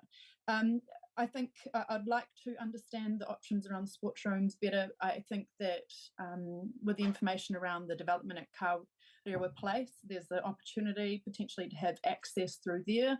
So I'd like to understand how we can do that, and also have play equipment near the community house as well. In terms of the comments around financial disasters, look, most of what we're looking at today is from inflation, depreciation, and interest costs, and there is very little difference. Like there's potentially the option that we're looking at in option 2 is going to be more expensive. So that whole argument was just completely off. So I will end that there. Thank you. Councillor Tauriki. Chair, first of all, I just want to acknowledge Mr. Miller and our Pukete community for speaking up and sharing their voices. I think that we've heard new information today. We've considered some new options that allow us to potentially continue to use the existing infrastructure that we do have. And so I will be supporting the motion because I think that allows us to continue to keep the project in scope. While either option I could live with, that's the motion that I'm going to be supporting today. I do, but and the thing that brings me to that point is that I think we need to revisit some of how we listen to our community. We need to be better at that. Mr. Miller has brought to our attention some of the gaps that we have in terms of allowing natural justice to prevail, and so I acknowledge those comments from Councillor Taylor. Developing green space, the new proposed option does go against Council's objective to preserve, retain existing green spaces, and so therefore I don't think that a new build in the future is something that I would probably support anyway. And so I'm looking to renew. That's why we have architects to do the job.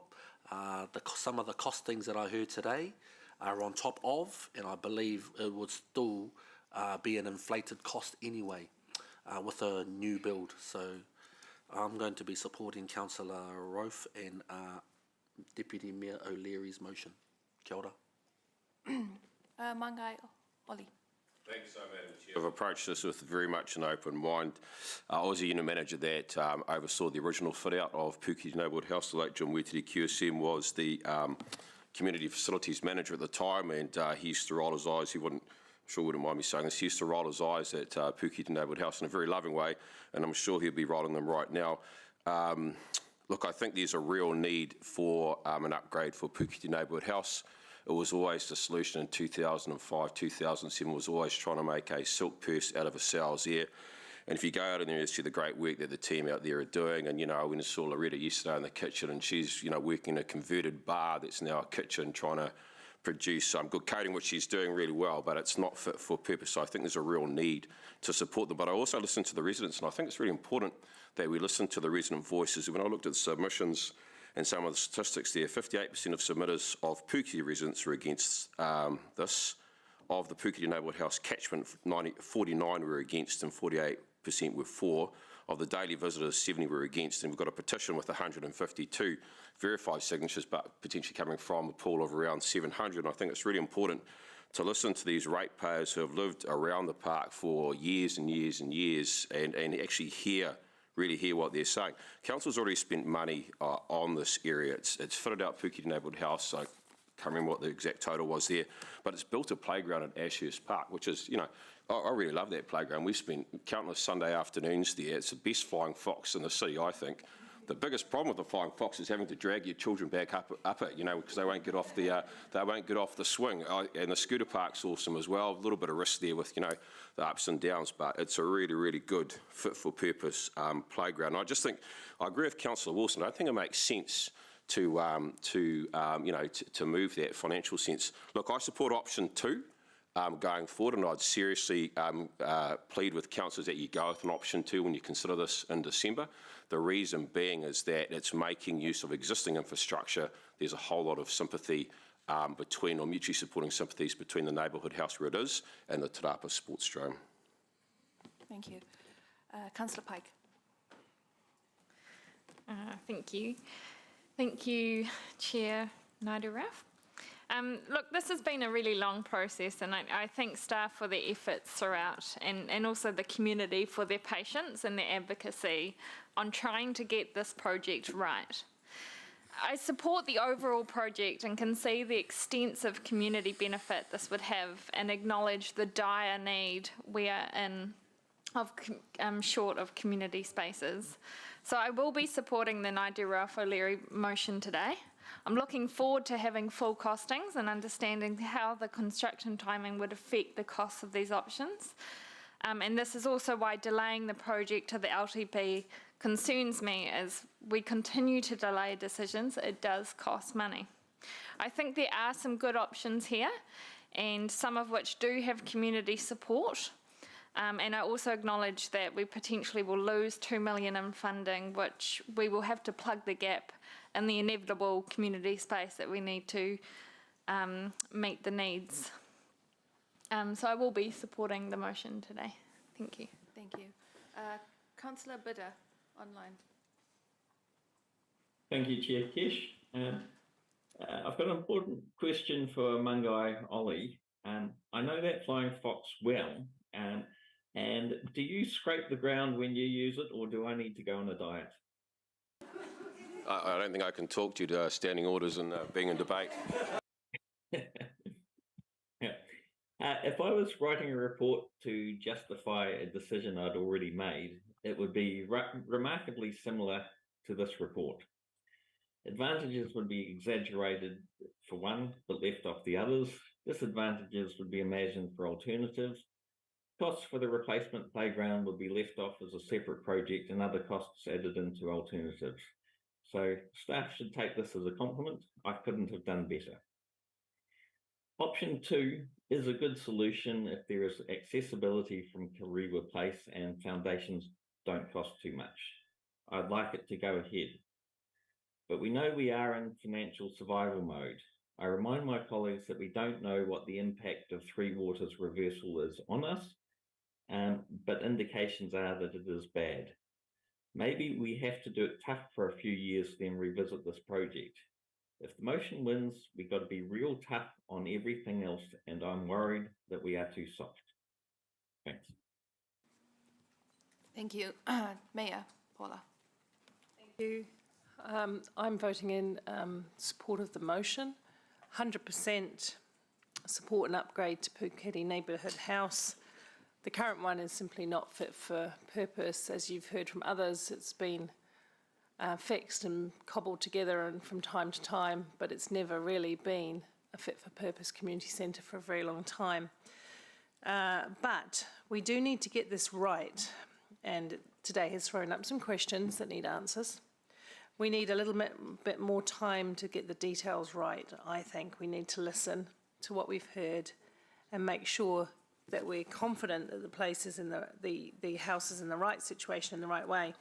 A win-win for me would be a multi-user community house that complements or fits in really well with the existing neighbourhood, not in tension with the neighbourhood, and minimises the impact on that neighbourhood, that actually it becomes the place where people really love and they're really excited to see the bricks and mortar being built. That's my wish for this project, and so I think a bit more time is really necessary right now. Councillor Hutt. Some of my perspective on this, I guess, comes from sitting on the working group and how valuable it was to go visit the location and to have an understanding of the many different priorities in the space. You know, something that I took away from the working group was that the playground was never scheduled to be destroyed. It was in fact always scheduled for renewal. And I think that's really important and something that's actually been lost in this narrative, particularly that's been pervasive. The playground is being destroyed, being relocated and rebuilt, and there's a period of time between the two. My learned colleague's comment is misleading. I was under the understanding that there'd actually been investigations on whether or not the playground could be done concurrently with the development. Carry on. And I think something that would have been valuable would have been to reassure the community, who obviously does value this playground, about our plans to reinstate it. I also am really concerned about what this signals to other community groups with the proposed amendment. I have multiple conversations with community groups who are concerned about the current housing that they occupy in our city and how often saying that it's not fit for purpose actually betrays the fact that they can be cold and unsuitable for the health and well-being of the people who use it. On top of the fact that sometimes they've often been housed in council-owned facilities that we've also not looked after. I also think about what does this say to one of the most successful and impactful charities in this city, that they can be making a profit and be financially sustainable, that they can run over 40 projects in an incredibly vulnerable area of our city, considering Te Rapa is one of the most highest deprivation areas. So we'll lead them on for 10 years and then turn around and say, actually, sorry, maybe not. Just to finish up, I'll quote Roe from Glenview, who said, "We are expected to make do when other sectors aren't." And I think that's exactly right in the unfair expectations that we put on the community houses in our city. Thank you. And I do accept your point of order in that, Councillor Wilson. Thank you. Councillor Van Oosten. Thanks, Chair, and thanks, staff, for taking the time to slow down the process so that we can have this really full examination and explore all of the options here. Thank you, Chair, for asking for the two options to come back fully costed so that we can compare apples with apples. That's the motion that I'll be supporting today. I think it's really important for us to have a clear understanding about the entire implications of both of those options so that we can make the best decision. It's the kind of investment that our community expect council to be providing. And thank you, Councillor Hutt, for talking about Roe's appeal to us this morning and for quoting that our community houses do what they can with what they get. I've seen and was a part of the visit out to Puketi House earlier in the year to have a look at what exactly was being proposed, and were blown away by the work that they do, the impact that they have in the community, the kinds of services that they provide out of that very space that is completely unsuitable for their needs and for the needs of their the people that they support there. It is the only community house that sits within that area, and so it's really important that we get this next bit right. So taking the time to do that is really important. I think also, though, that I support consultation with the community. And I thank the staff for doing what they believed was the right way to be able to do that. However, I acknowledge that it has fallen short of what the community's expectation was around that. So in order to be able to do that right, I'll be supporting going out to the community again with a fuller consultation meeting so that they can all attend, and give you my assurance that I'll attend also. Thank you. Councillor Donovan. Ish. I wasn't going to say anything, but I'll come in now. When I wake up in the morning, I'm one of those guys that likes a bit of clarity and certainty around what's going on, and I always check my diary and see what's on for the day. Now, some of the things I'm hearing here have been that this process has been what we would call perhaps a little bit clunky, and I think that is creating so much uncertainty, which is also leading to some anxiety within our very residents who we're trying to, or ratepayers who we're trying to support and look after. Look, the LTP process will enable us to look at this holistically and put a neighbourhood house, a sports dome, and of course the word sports gets mentioned and immediately my ears prick up, because I can tell you about a great catch I took on Ashurst Park one time playing cricket there. But I won't bore you with those details because we probably don't have enough time. But look, as I say, the LTP process enables us to take a holistic view and look at the redevelopment. We need to bring reclassification to an end today. And the other thing I would add is that council facilities, everyone keeps talking about how we're not, I've heard things like, oh, we're not good at this and we're not good at that. But I beg to differ. I think we're actually getting better because it just comes up so damn often. So I'm like, if we don't take a lead from the advice that we're getting, then we're not learning and we're just repeating the same thing over and over again. And I think it was Albert Einstein who may have said, if you do that, well, then that's the definition of insanity. So let's just give some certainty to our ratepayers. Let's take a look in the LTP, and just because there's money on offer doesn't mean we have to take it. Because what you say yes to today means you will be saying no to something else. Councillor Anna. Much of what I was going to say has been said already, but in terms of this decision, I'm probably more and more supportive of option 2, but I do appreciate the motion and the opportunity to compare apples with apples. I really will look forward to that December report. And in terms of our community centres and long-term plans, community investment is always up for being on the chopping block first, because I think the value is, in one hand, it's very celebrated by all of us, but it's always one of the first things that are questioned, which is really what Ro was saying.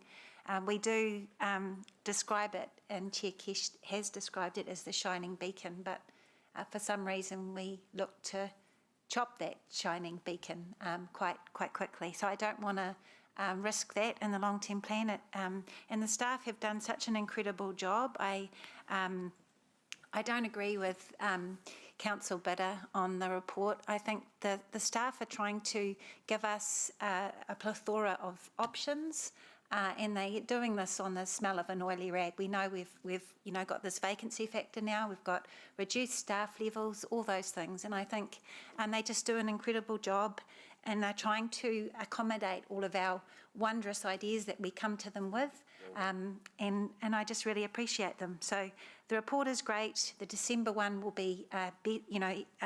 will offer the clarity we all need for the final decision. So thank you. Thank you. And thank you all for sharing your thoughts. I'm sure that Helen and team have taken note of what everyone has said and have gained a good sense of direction from the discussion. 7 weeks till that December decision. I know it's not ideal, but it's the best we can do with what we have right now. There is a commitment from staff to meet with residents, and like Councillor Maxine, whoever is available will be there to hear from you. The concerns we've heard throughout this entire process has been around play space, green space, the residents' concerns, of course, accessibility. And yeah, from what I've sort of gathered from everyone's debate is that option 2 looks like it addresses most of those concerns. So we will be keeping a keen eye on that December report should the motion go ahead. The sports drome, I do understand that it's getting a new sprung floor and toilets and things, and there are plans to use that facility for the purpose it was intended. So that would be quite exciting in time. And this is a project that we committed to in April. Yes, we didn't know the full financial picture back then, but I want to keep this one on the table. You're right, it's a commitment to the community, it's a commitment to our external funders, which is why I'm really looking forward to the LTP process that we're going through at the moment, to have those hard conversations, to look at those big ticket items, and then to compromise there around what we cut and keep. But for me personally, this is one I wanna keep. And with that, we shall go to the vote. Is this working? Or? We're going to use our screens for this one and our buttons to vote on the amendment first.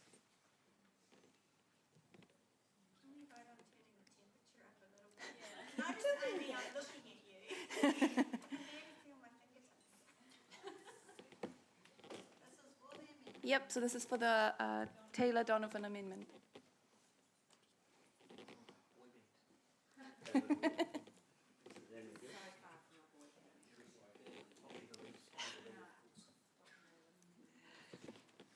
The amendment is lost, noting that Councillor Thompson has dissented on audiovisual link and Councillor Bitter has in favour. So we'll go to the motion. So we'll vote on the motion next.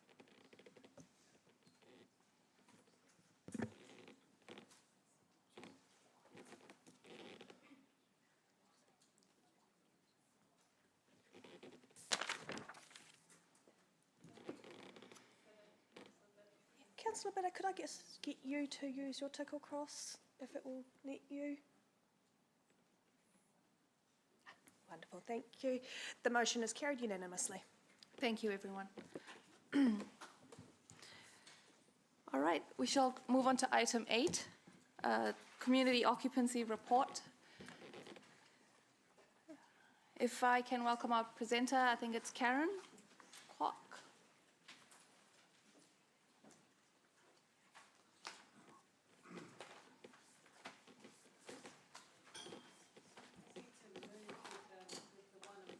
That I've made around Kirikiriroa House. Sure, if we can get that up, that would be good.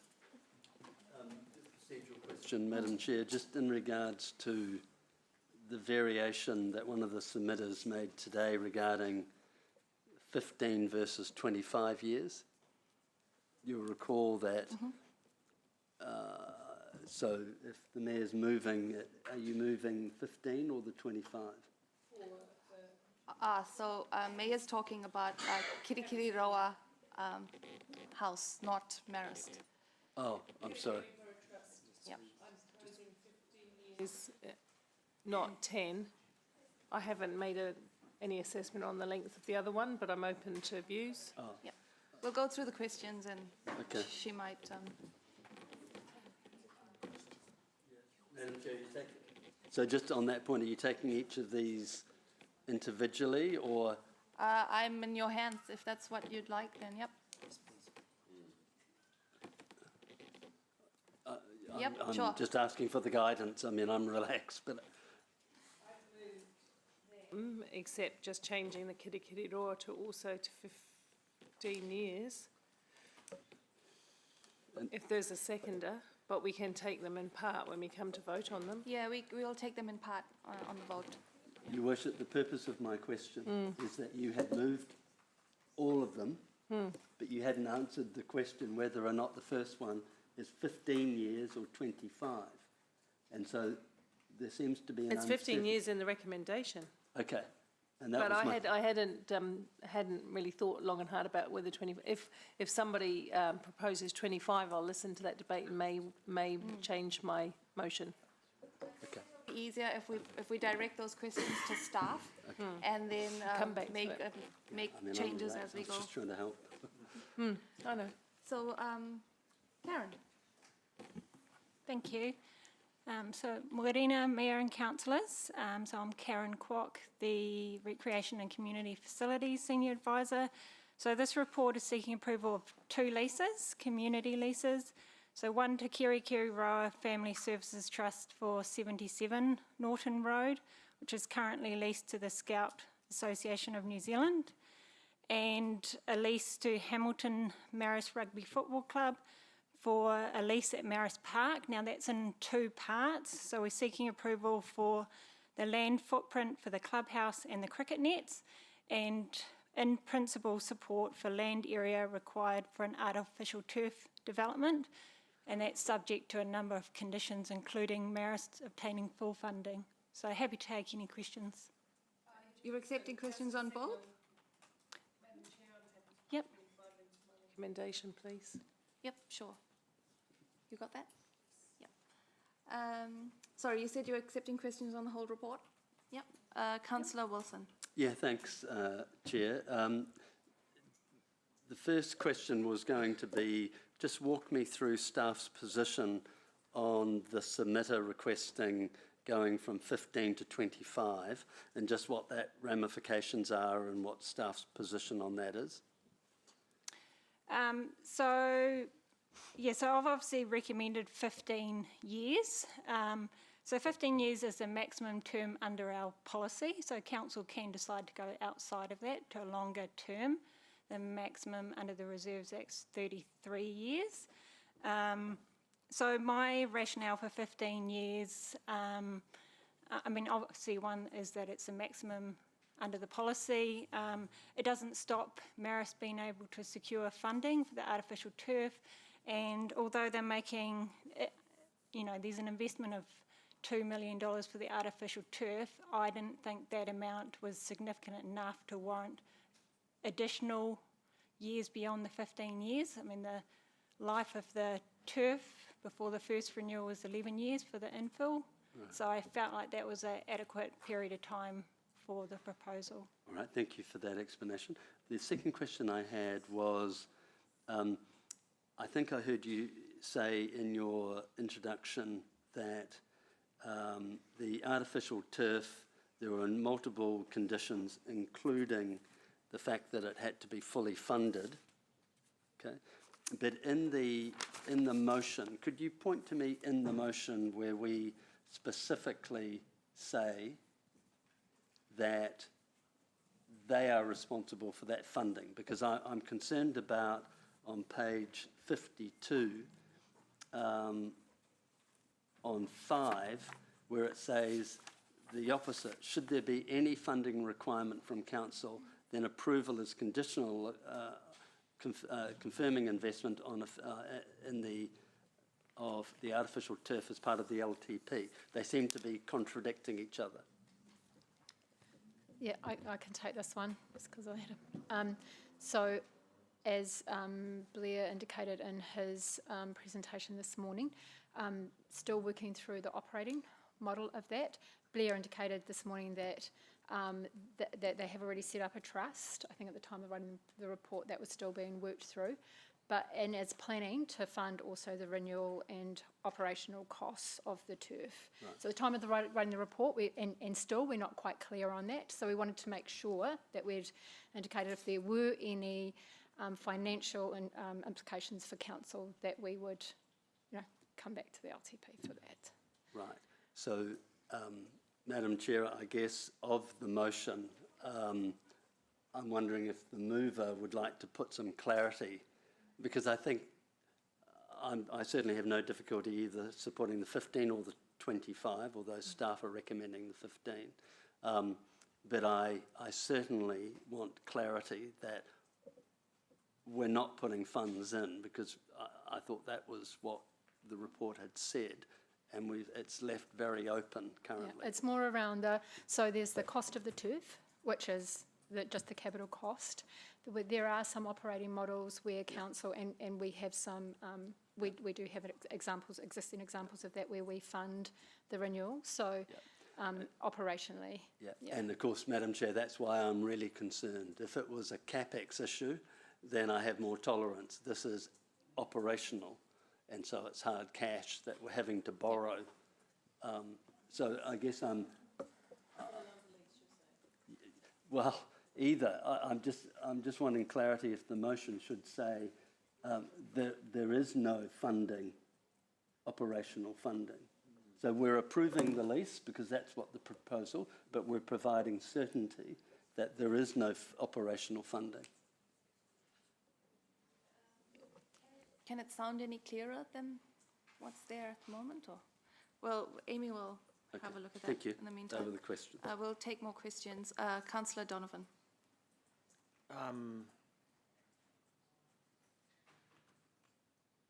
Oh, sorry, on the, at the 5-year review, does that allow an opportunity to, say we land on a 15-year lease, for example, at the first 5-year review, does that allow an extension at that time, or do you have to wait till the end of the 15 years? The purpose of the 5-year review, Councillor Donovan, is to recognise that this is a brand new thing for Hamilton, and that potentially there may be other turfs developed, and we'd want to make sure that they're not being operated in a different way, so that the 5-year review anticipates there may be other turfs developed, and it's an opportunity to have a look and go, can we get efficiency in having a combined operating model for any future turfs? Check in, how's it being run? Is the community getting access that we expected? All of those things. So it really is just a check-in opportunity. And at that time, I guess, anything could be considered. Yeah, okay. Supplementary question then is, I think Marist Rugby Football Club has been around for, correct me if I'm wrong, Blair, 100 years? Yeah. Do we give any consideration to the length of time a club's been in existence when we're looking at a lease? Because 100 years to 101 years to me, as much as I despise them because I played for varsity, would still give me some certainty that this is not a club that's about to roll over. And so the community occupancy policy itself determines the length of time, and that's not currently a consideration in that policy. So, Okay. All right, I'll stop it there. Thanks. Councillor Hutt. Thank you. Just want to preface this by saying I was very excited there was lots of points under the climate change impact statement, but I do have quite a few questions about them. Under the high-level adaptation assessment, it mentions reduce some of the climate change challenges with Marist Park soil fields being field closures in poor conditions due to wet weather. I understand that we're going to upgrade the drainage, but I'm just curious about any more information on how artificial turf impacts the sponge cityness of insert better metaphor there, but just how in a flooding event, if it needed to fill up, can it fill up as a space that holds water? So the artificial turf surfaces, yes, it can fill up, but it will have a drainage. And if the drainage reaches capacity, it would become a pond potentially in a really, really heavy rainfall event. But that would be less impactful, I would expect, than a soil-based field, which would become a mud hole. Okay. So it would still operate relatively in the same way? No, it does operate in quite different ways. It's probably getting into some quite technical detail. What I would say about artificial turfs in terms of inputs environmentally, so they require far less water, so those sorts of things. I felt like that was the straightforward part of the statement. But I would be happy if any members were interested in the technical detail. I'm sure Blair and I could take them through the ins and outs of that. Yeah, I guess I'm just a bit nervous because it wasn't until Blair mentioned very, very helpfully that it was going that it was like FIFA standard, and I know it mentioned in the report it was cork and fill, but that it wouldn't be rubber or plastic. I've spent a lot of time the past 2 days reading about artificial turf, and I've probably completely ruined my Google search. Algorithms. But it's just this is the first one in the city, and the level of environmental impact, and I've had to do a lot of research myself, and so it would have been really useful to have. So we'd be really happy, so staff are confident in terms of environmental impacts that the artificial turf that proposed is the absolute best technology that's available on the market. There are some environmental impact assessments and things that we can circulate that are specific to this particular type of artificial turf. The disbenefit of Google searching is that you get any and all, including first generation artificial turfs, which weren't so fabulous. So there is really good information that Blair has sourced from the suppliers and overseas examples that answer those questions that I'd be really happy to circulate. Okay, because we're delegating it to you to make the decision, right? So what's being proposed is that if those terms that we've noted are met, that you would be delegating to staff to execute. And what that does is it enables, because the timeframes are quite tight, it enables it to get underway, but hopefully provides the assurance that you folk need. Okay. Councillor Anna? Yeah, just similar to Councillor Hutt's questions, but we have got an amendment, just a slight one, to include an environmental assessment and management plan. So that's one of the points that will be there.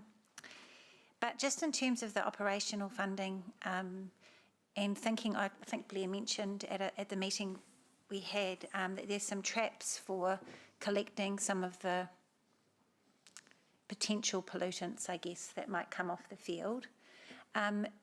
Who would Maris, would that impact our staff? Like, would staff be required to do additional operational work to make that happen, or is that covered by Marist?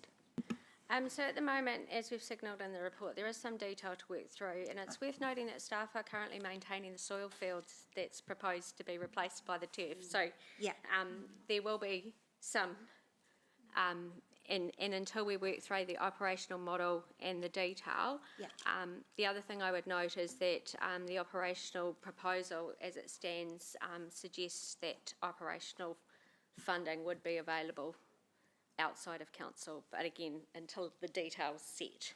Okay, thank you. Any other questions? No? Mayor Paula. Sorry, I am just trying to get my head in, because I started off just knowing more about the needs of Kirikiriroa Family Trust than the other one. So I am just trying to get my head across what's the appropriate, and I had missed the 25 until, because it was only lately introduced. I do think some of our leases may be a little short occasionally for the capital investment, but what's your view on this? I mean, you're saying the value of the turf is low, but the value of the asset in terms of usage across time, does that factor into it? I mean, it's not just the product on the grass, right? Yeah, so there's probably a couple of things that might be helpful, me, Paula. So if you think about the other land leases we have, where there has been club investment into buildings, so they get a 15-year lease and they have built a club room. So in terms of,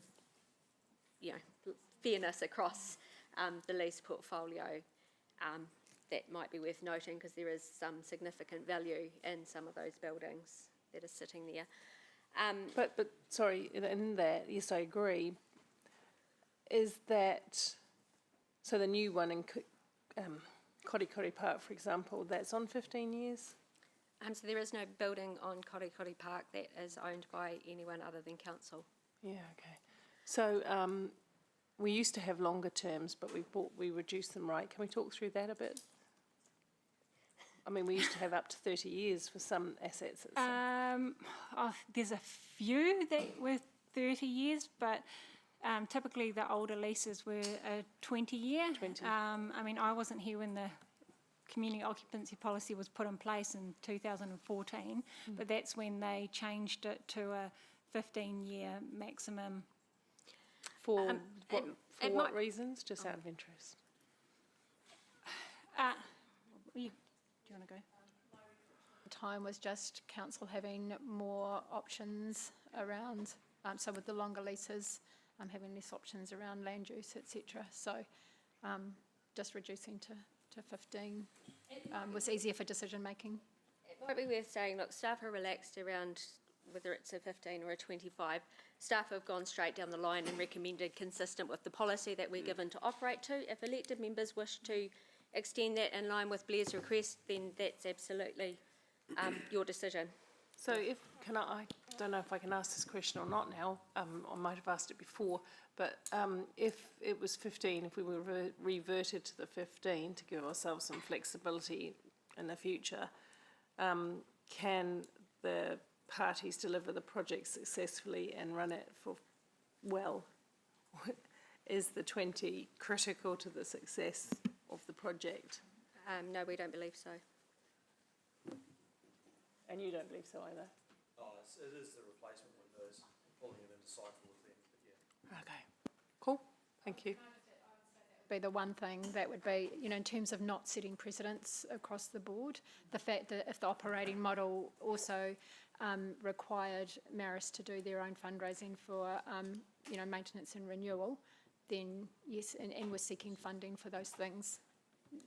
So you would have a reasonable justification for extending the term. So if the questions that Ewan was raising, I think around the ongoing operational were dealt with, then it wouldn't matter to have a slightly longer lease because you've got all those, right? Correct.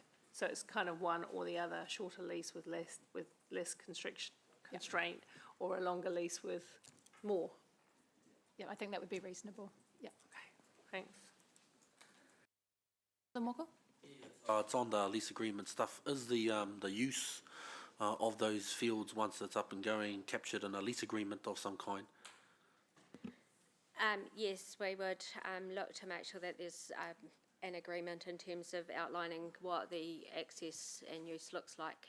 Would that also, how is the costing factor captured in amongst that?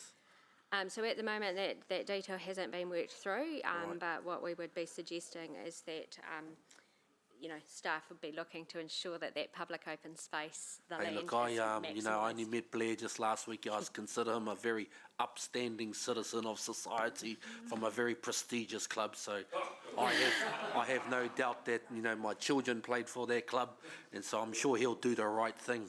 Oh. Played. I've got an open mind. And Councillor Mockle, staff would be making sure that the appropriate agreements are in the background in the case that Blair steps down from his chairmanship. Or Well, he did say that in his presentation, so I acknowledge that.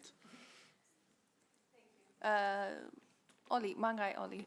Thank you, Madam Chair. I remember playing a particularly nasty game against Marist when I was playing for university years and years ago at Claudelands. My question is, how long was Marist based at Claudelands before moving in 2004 to the current location? I don't know how long they were based there, only when they moved. Blair could. I was going to say there was a... And before that? Flynn Park, yeah. Okay. And just confirming, council is not committed to any capital expenditure for the turf? No. And with regards to point 43 of the report, from an operational framework perspective, are you able to provide some broad brush strokes of what that looks like? With regards to the other sports that could be played upon the turf? Other use? Do you want to know what types of sports, or you mean the balance? No, just what does it look between- like, and what would that look like with the other sports? So the opportunity in the artificial turf obviously extends the amount of playable hours on that space, and the programming of that space then opens up the opportunity for not only rugby but those other codes. The Marist Club, or the trust that would be running this, is actively looking at different modules midweek, touch, futsal, other things, and obviously it's in their interest to make sure that they use the space council would have, when we work through the detail, would sign off on the proposal, again with that multi-code as much as possible, multi-use built in. Thank you. And the Whale has a 30-year lease, doesn't it? Yes, so the council did agree to vary the policy there, recognising the 20 million odd investment in that. Cool. Thank you.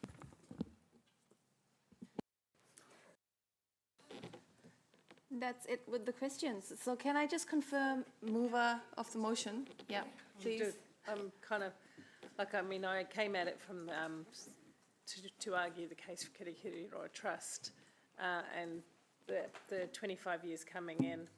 I'm in the hands of council, but I'm happy to retain a longer period of lease, provided the details that Ewan said about, ongoing maintenance and OPEX are captured. Are they? Or have we Sorry, tried? I am trying to adjust as we go. So I've changed I to subject to full funding, including how Hamilton Marist will fund future operating expenditure prior to construction. So, and then I think I've removed V to remove the LTP discussions where it was complicating things. I also wondered if there was a moment of discussion from Councillor Hutt and Councillor Casey Cox about what I had put in it as an amendment about notes that an environmental assessment and a management plan be circulated to members. Is that something that you would be comfortable to add into the motion, and then there wouldn't be a motion and an amendment? I don't know. When would that happen? Is that before the thing is signed off? It's a part of the process, so we will do an agreement subject to. Yeah. Yeah. Point of the, how in-depth are you thinking in terms of the environmental standard? Being a commissioner, that often means a significant investment in the tens of thousands of dollars. Is that what you're expecting the club to do, or are you simply expecting a more, because it's very open-ended? What do you expect? I just want some surety that the issue, not so much microplastics, but what I've read around the potential plastic pollution is mitigated. And I haven't had that assurance, so I'm not sure how much that would cost, quite honestly. So what I would be proposing is that it doesn't add cost to the project, that the resource consenting process has requested an environmental assessment that be provided to elected members, along with a supplementary some information from the manufacturers, and then a subsequent discussion if it was necessary with elected members. But I'm not proposing that that costs any extra money. The process didn't require an environmental assessment, so that won't be available because I've already asked for it. But there will need to be some work done to provide that assurance to me anyway, and I think everyone, to a few of us. So, I mean, again, Could we just pause the meeting for 5 minutes, just so you guys can work out the details of what's needed, and are there any cost implications? And we come back in just 5 minutes, please.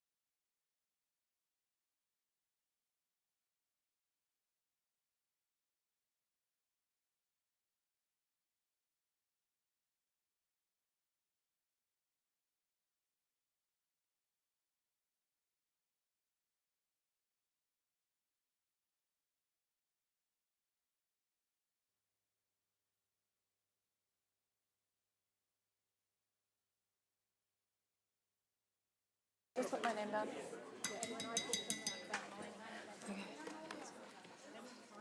Thank you for that, everyone. It looks like we have found a way forward. Amy will just pop that up for everyone to see.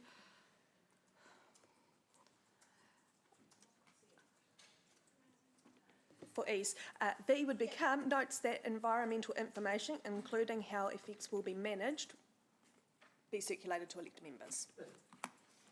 I intend to take the whole thing together, unless, sorry. One recommendation now, so it's mine, sitting with me. Okay, excellent, good.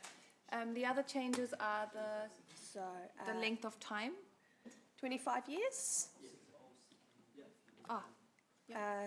The full funding, removal of the original fee, addition of our new one on environmental, and 15 years for Kirikiriroa's Family Services Trust. Excellent.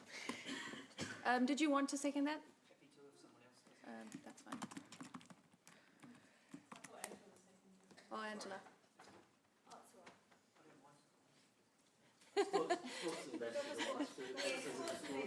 Okay, thank you, everyone. Let's, all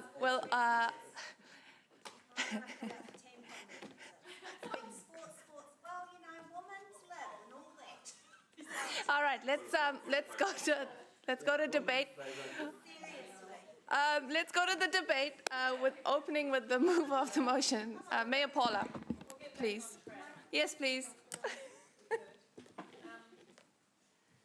I'm going to speak to this very long, but to me, it's all about giving people who are going to invest in our community sufficient certainty. And I started off this whole journey this morning being particularly concerned with the Kirikiriroa Family Trust. Now, I do understand the reason to try and line up the two different leases on their two parts of their property. I do get that, but we accepted a generous funding amount from the government to improve city safety, and a portion of that, a reasonably generous portion of that, was attributed to Kirikiriroa Family Trust to run a 24-hour drop-in centre for at-risk youth, and I am very passionate about that.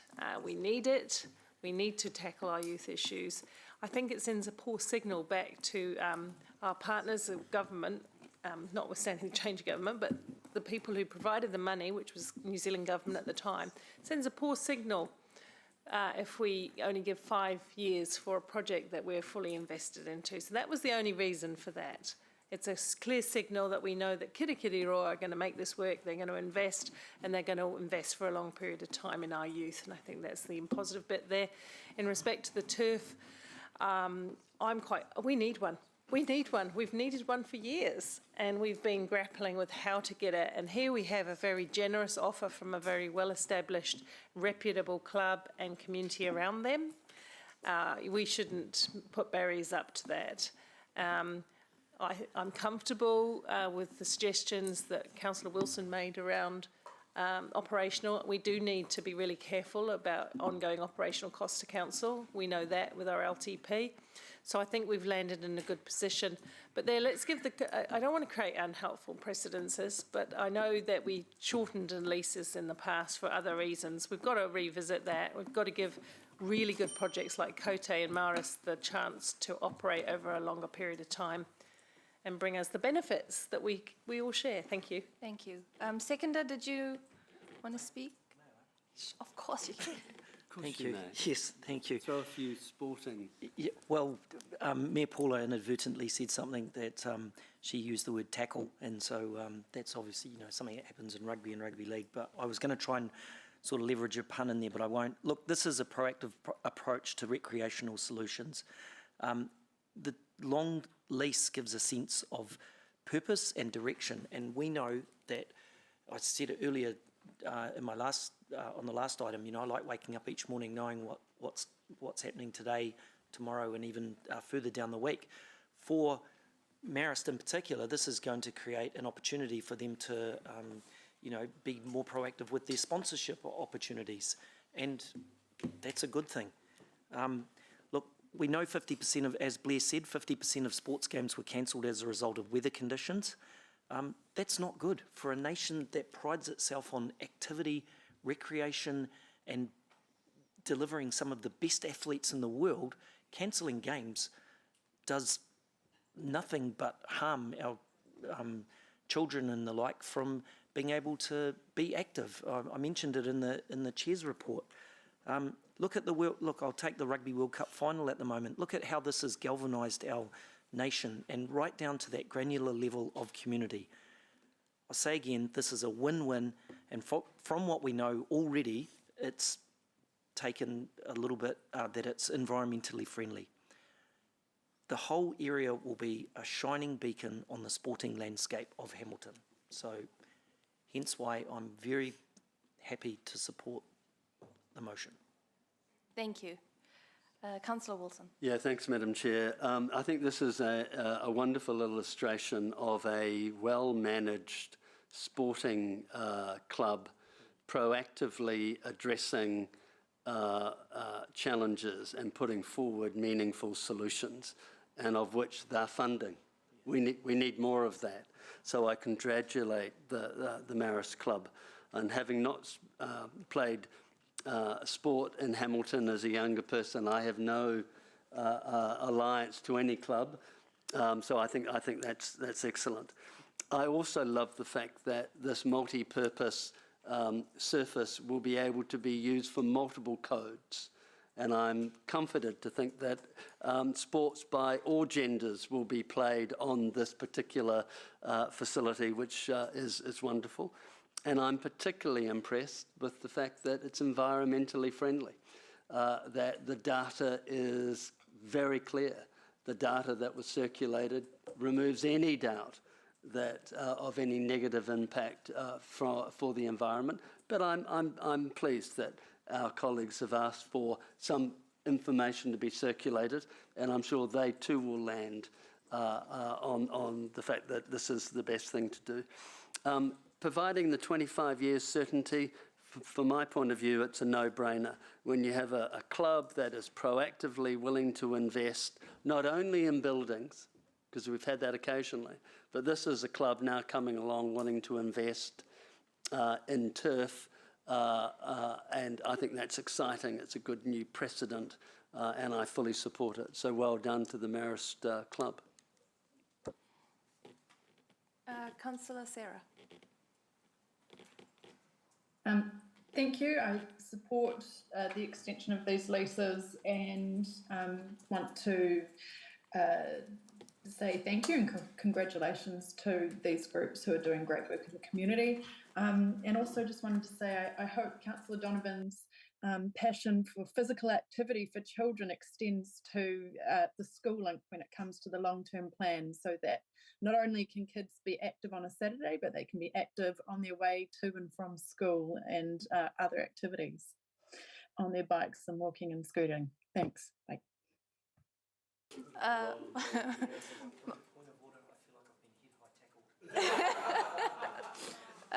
Mai Oli.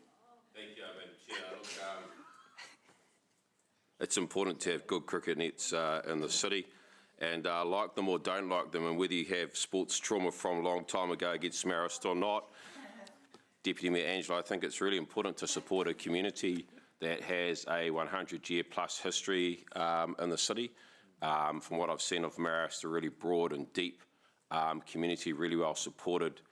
And, you know, I don't think there's any debate that having an artificial turf in Hamilton is well overdue, particularly one that council is not actually funding. And so I think it's really important that this is supported and that we give these communities with such long standing history tenure of 25 years. So you strongly support the motion.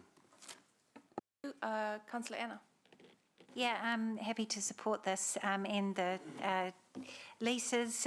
What I really like about both of these initiatives is they support our young people, and I liked what Blair talked about in terms of being an ambulance at the bottom of a cliff, supporting young people to engage in positive activities in our community for their well-being, which is really what I see these two things as being all about.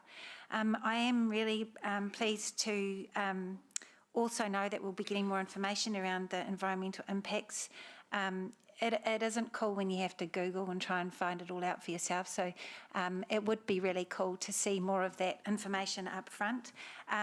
In terms of the resource consent, I was really surprised to see that there wasn't any environmental assessment required, but the staff have also indicated that the engineering design approval, a part of it, may also help alleviate some of the concerns around potential plastic pollution if there is any possible. So I'm really happy with the approach that we're taking, and that this conversation has been able to be had, and that Maria will be providing us with that information. But yeah, great projects. Thank you. Thank you. Councillor Moko. To acknowledge Dr. Nicole Coop's presentation this morning and have a bit of an understanding around the type of work that Kirikiriroa Family Services Trust does. And I think the lease time that we are making a decision on, I think, needs to be longer than what it is, and I'm sure we'll have that discussion when we get there. I want to go back to the Marist Club. I appreciate the approach that was taken to bring some of us council elected members on the journey. I appreciate the information that Blair presented to us. It was Anne Maria and her team. I just want to acknowledge the amount of work that was gone in to help educate me around turf. I got a good sense of the economics that this particular endorsement can give to not just that club, but many other clubs. I appreciated also the multi-partied approach with the football clubs, chiming in on the journey as well. And while this decision isn't for them, I appreciate Marist bringing them into the conversation, and Maria allowing that to happen. Apart from my other two mates across the table over there who are still traumatised by the history of Marist beating them up on the field, I think that the history that particular club has in our community needs to be acknowledged and preserved, and I'm sure that's what we are about. The social benefits in terms of health and well-being, I believe it moves the club moving from 10 hours of use per week to 45, and that's a significant difference for our kids who get rained off in the winter. And so on that alone is enough for me to support this. Councillor Emma. Thank you, Chair Kish. Look, we know in council and in our homes just how difficult times are at the moment. So when the community comes forward with a proposal like this, offering an asset that addresses a great need, we just need to grab it with both hands. And while they ask for no financial contribution, they need our support in giving them the certainty. And I believe that it would be remiss of us not to meet them halfway and give them the tools they need to secure this asset. And I just want to thank Marist and their committee and volunteers for their dedication in getting this project across the line. I also acknowledge the mahi that Kirikiriroa Family Trust have been leading in our community. As has been said a few times today, our community sectors run off the smell of an oily rag and still deliver outcomes. And I know that this trust has certainly delivered many outcomes for us and our whānau, so thank them for their work as well. So I'm happy to support both in the motion today. Thank you. Councillor Hutt. Thank you. I'll try to be pretty brief, but I've never wanted to encourage my colleagues in their sports metaphors, but I will acknowledge that as someone who played netball for 8 years, and including rep netball, secretly, don't tell people this, okay? I'm so sorry, Angela. I do have an appreciation of sport, and, my skepticism isn't the right word, but just sort of interest in making sure we understand the environmental impacts of artificial turf is purely from a realm of good governance and understanding the full impact of the decisions we make. But really, the bulk of this motion is about the collaboration and strength of proposals of these two community groups who have just, I was really astounded, again, also isn't the right word, but just was so buoyed by how great they were working with their neighbours and working with other people in the community for both of them to create such great outcomes. And really that's the thing I want to emphasise and focus on, because that's massive, and that's, you know, what our communities need, is for all of us to be working together more to create great outcomes. So that's the thing to take away from today, not about too much about artificial turf, really. Thank you. With that, the mover was Mayor Paula. Did you have anything to add? Okay, awesome. We shall go to the vote on the board with that one, please.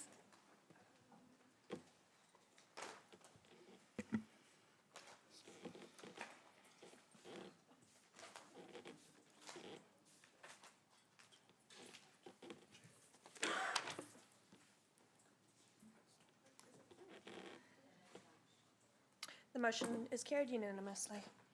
Thank you, everyone. Look, we're going to break for lunch.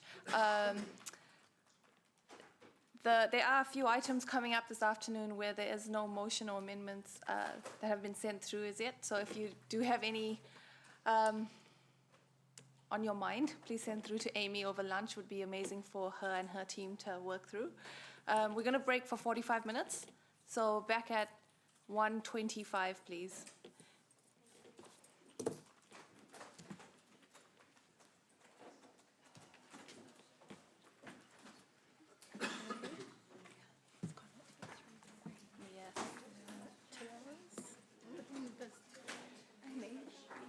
The strategy meeting this afternoon is a short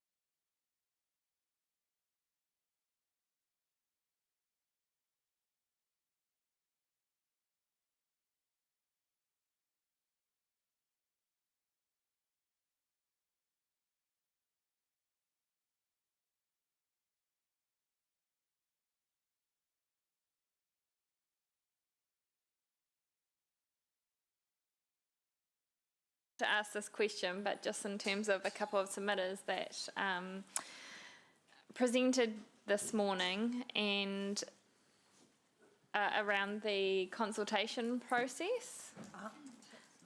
That, External funding engagement, yes, which just is the- 13. Some of them spoke to both. They were, in terms of the consultation process, they were talking to item 13. Oh, okay, right. Okay. I'll withdraw. Mayor Southgate? Question, when we, well, a number of times that this has come round in conversation at council since I've been here, we talked about succession, that's the wrong word, continuity planning, whatever, to replace money that may eventually be lost through not accepting gambling trust money. How is that piece?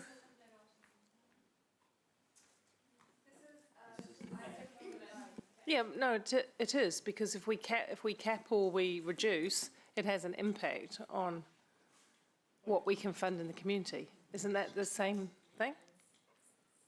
We don't. Oh, you can answer, sorry. Yes, I can potentially answer that. So if we were to cap or if we were to do the sinking lead, then there is a portion of the Class 4 gambling funding which does go back into the community. At the best of my knowledge, at this stage, there is no kind of transitional funding for removing that, but... So through the chair, I distinctly recall flagging this last time this conversation came up, that if you're removing, for whatever reason, right, wrong reasons, doesn't matter, if you're removing funding that's available to the community, then what have we done to consider where alternative funding might come from? That's what I want to understand. Have we done any analysis of the impact of that and where we may find alternative sources of funding? Or they may?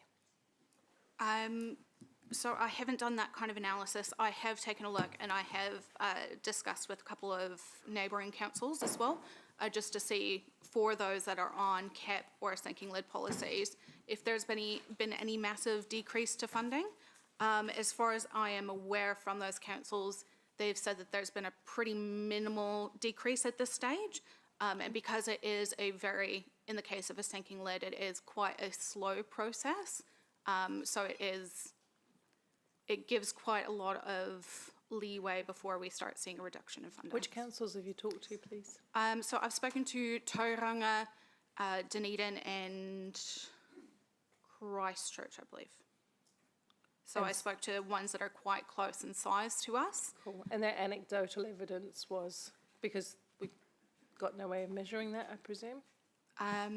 We do have the amount that has been through the granted website, so you can see how much has been granted over the last couple of years, even with us having a sinking lid. So from my understanding and reading that data, we are still going up in terms of funding. We are still having quite a lot of Class 4 usage, so we are still having that funding, and there's been no real decline. And the funding framework is what it is. So, you've got, you're aware you've got your philanthropics and your sponsors and your donors. There is nothing, if you take out gaming funds, it does take out a portion of the funding, what's funding is available pie. I mean, there isn't like something to replace that portion. Yeah, so I was interested last time this came up to look at how we facilitate conversation about replacing gambling funding with other funding. That would be a central government conversation, I'd imagine. So would that conversation also go hand in hand with any any charges, fees related to online gambling that they might like to divert to the community as well? I mean, I want to know where, I'm looking at it holistically. And the reason I raise this question, I think it's a reasonable question, to be fair, Madam Chair, because we had people in the submissions talk to us about the impact on their sporting and cultural clubs. We did have people, so this is not out of scope in my opinion. I'm just really trying to understand the whole lay of the land.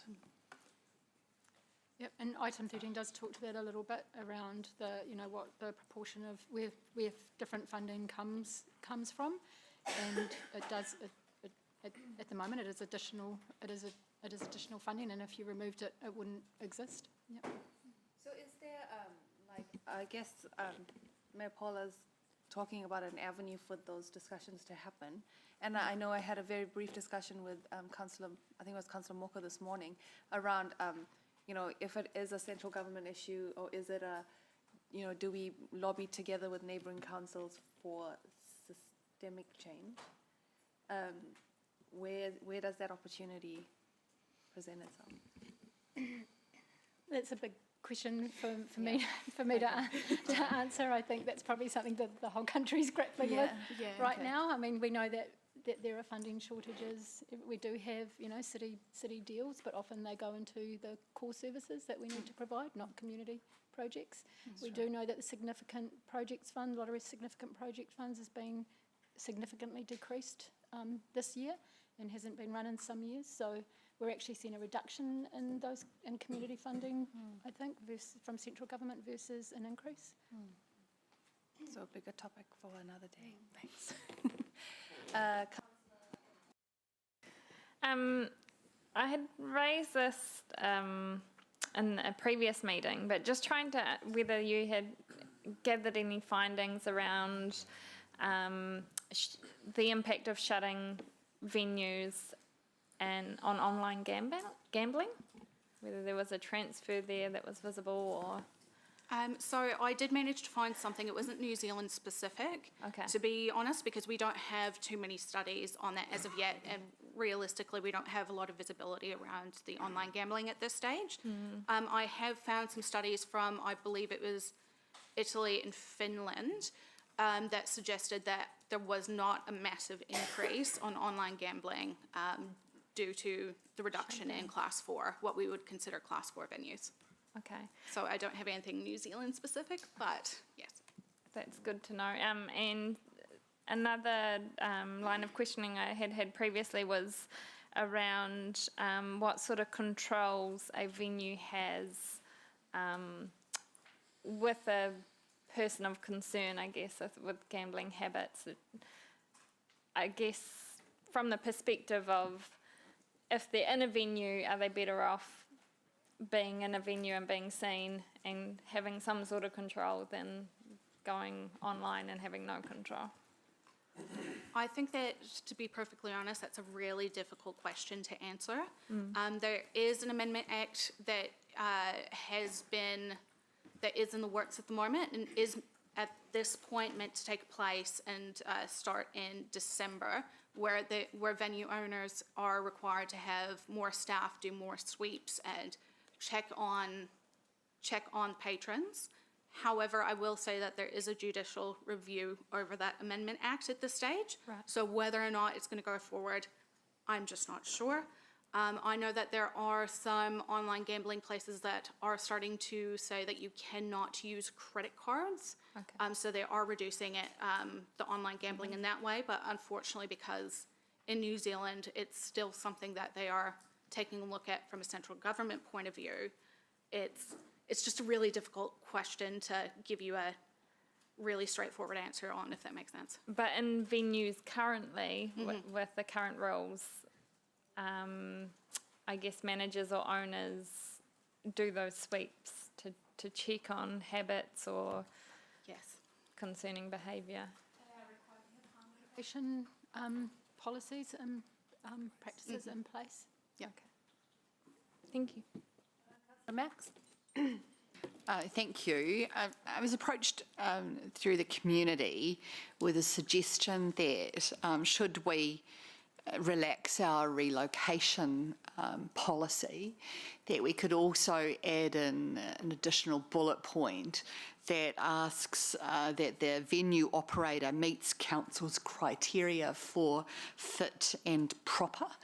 How workable do you think that kind of suggestion would be? I do think it really depends on what your definition of fit and proper would be. I know that the likes of Tauranga City Council do have a a provision in their relocation provision that if they are to move, it has to be in a deprivation area, I believe 6 or below. So it has to be low deprivation areas that they're moving to. However, putting a provision in around fit and proper, we probably need some wording around that and what we would consider to be fit and proper. Thank you. And in your opinion, would it put council in quite a difficult position on assessing fit and proper? I think it would if we didn't have a definition. And that's just because then we are, to an extent, putting this decision-making on council staff to determine what fit and proper would be. So if we had a definition that we could give them that was an acceptable level or an acceptable wording around it, then yes. But with that specific wording around a fit and proper venue, I think it would get very, very difficult. Thank you. This is just to say I've got an amendment. And Amy will get that up soon. I did have a quick question. If there were changes to the relocation policy, I remember submitters saying that it could be reviewed on a case-by-case basis to work out, areas of high and low deprivation, etc. Have we done any thinking into that yet, or is it just dependent on this decision first? I would say that it is probably dependent on this decision. So we have amended the map of the gambling permitted areas.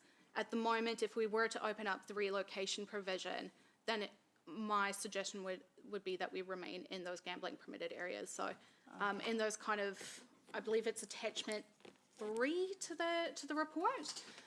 So it kind of shows where might be an appropriate place, and then we would have our staff look at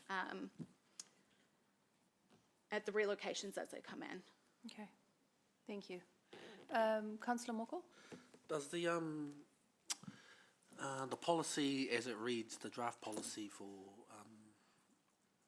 gambling venue policy, talks about the number of machines. How difficult would it be to talk about hours of operation? Is that captured somewhere else? That's a very good question. I'm not 100% sure, to be perfectly honest with you. It's something that I can definitely take a look at and come back to you if that's okay. Yeah, come on. There are no more questions. So if we can have a look at the motion and amendment, that would be good. It's pretty self-explanatory, so I won't ask the movers to explain. And in the interest of time, I think we'll go straight to the debate, if that's okay. The motion was Donovan Taylor, and the amendment is Hart Bannister. Awesome. Councillor Donovan, over to you. Thank you. Right, so the motion's quite clear in that we choose option C, go with option 2, option C. Largely, what we're doing here is, sorry, here we go, right. We all understand that there's a risk of increased harm if things continue as they are, but there's also a decrease if we become less restrictive. Now, where I'm going with this is, hang on, I might have to come back to you. Sorry, I've just lost my train of thought. Can I ask a question of the Sorry? Yeah, we're in debate already.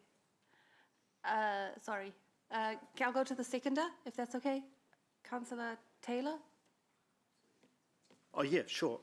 Look, I support a capping process rather than a sinking lid. I'd like to see more flexibility for businesses to move or merge into permitted areas. And, you know, when I look at the tough restrictions that are placed on venue operators, look, I accept everybody's got different views on this and you know, we all come from different areas, but, you know, this is just my view. But when I look at the tough restrictions on venues, and they are tough. I was talking to an operator the other day, and, geez, they keep a close eye on them. And I do think we take an exceptionally hard line on gaming machines in these places. A little out of proportion, I think, when you look at how we treat other, or how we react to other forms of gambling. And I don't sort of go along with the idea of crushing gaming machines out of existence. I do support totally restricting them to areas that we regard as you know, more deprived socio-economically. And we do need to remember, as the Mayor was referring to earlier, that there are a lot of clubs that depend on these funds, on these machines for their funds. Should they, in the perfect world? No, they shouldn't, probably. But, you know, they also depend on funds from lottery and scratchies and that. Well, that's not perfect either. You know, I saw a guy the other day buying 10 lotto tickets in front of me in Dinsdale. He didn't look like he was up to it. You know, he didn't look like he had a lot of money. We're not jumping up and down there. So I just think there needs to be a little bit more recognition of that. You know, we've come down awfully hard on the Class 4, and I would like to see a little bit more flexibility there. And, you know, it is an extremely hard issue in terms of where the money comes from if it doesn't come from Class 4, from gambling. You know, there's no easy answer to that. So this is really just a slight liberalisation, but the key is we want them in the areas of the city where they will do the least harm. Thank you. Councillor Wilson. Yeah, thanks, Madam Chair. Look, I think that the sinking lid policy has had some benefit, and I have supported it in the past, and it has now led to where we're at. But I think now is the time to transition to a capped policy, which basically simply says what the current state is where we will be. And the motivation for that is this vision that eventually there would be no poking machines in the city. I just think is not well thought through. And it's not well thought through because those who are addicted to gambling will find other ways to gamble. And by moving towards a cap, we've already mitigated the volume, so we now know we've got a set quantum, and it gives certainty over funding streams that stem from this activity. And that's the real rub. There are boys and girls that rely on being parts of clubs that receive this money. And if we continue with the sinking lid, those funds will stop. And we, as a council, and the nation, as a nation, is struggling to provide alternative funding. I also feel that by moving and enabling relocation and mergers, we will find more efficiencies, and that too will lead to a better outcome.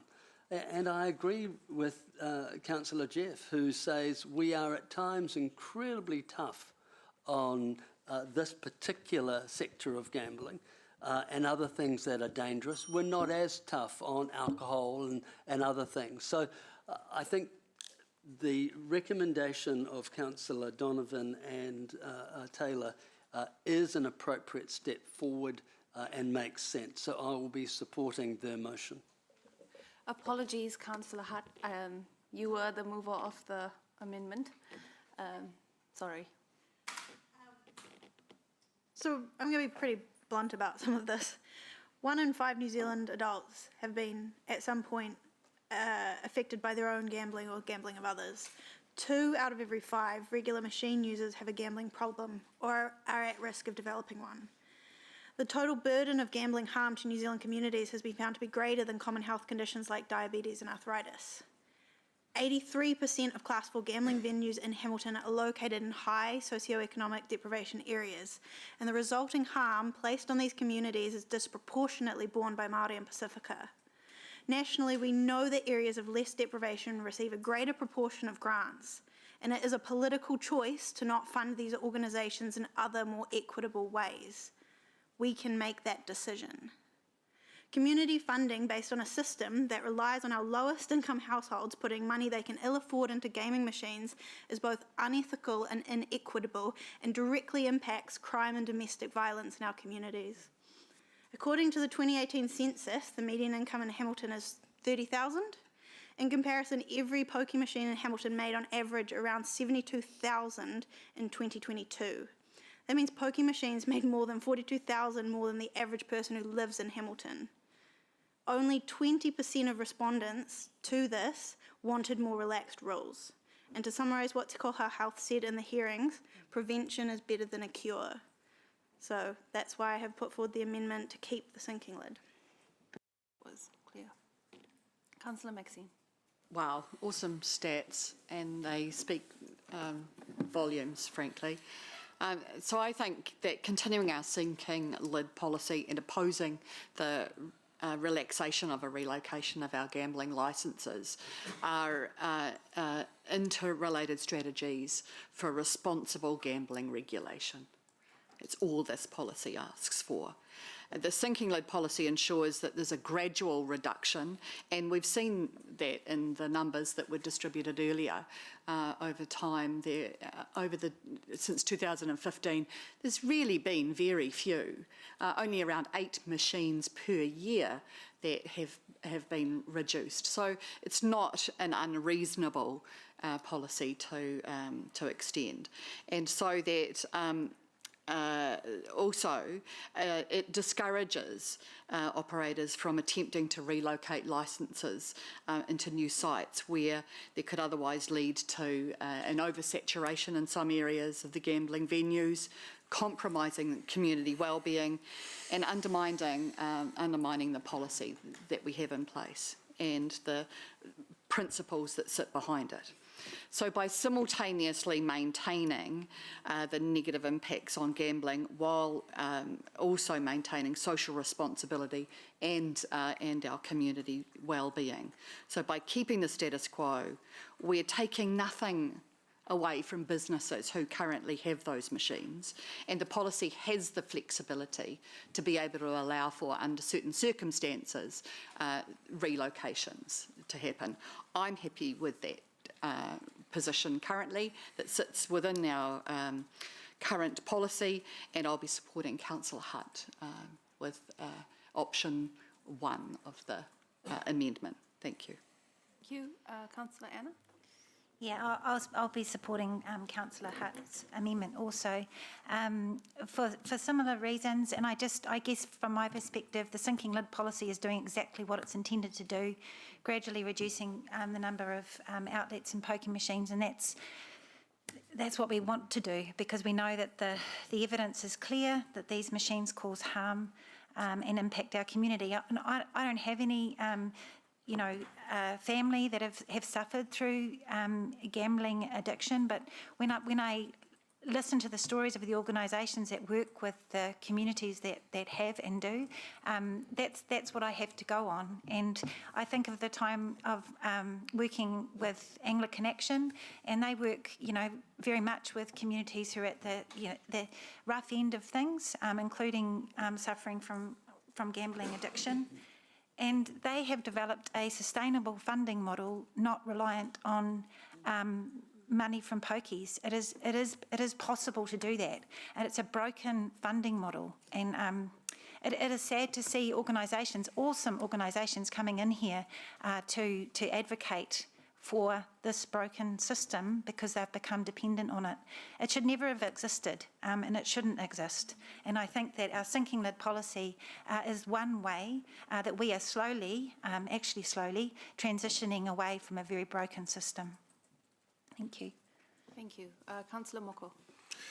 About 4 or 5 years ago, I sat in here opposing an application for the casino to have more gambling machines in our city, and so it's no surprise that I should be sitting here to maintain the status quo.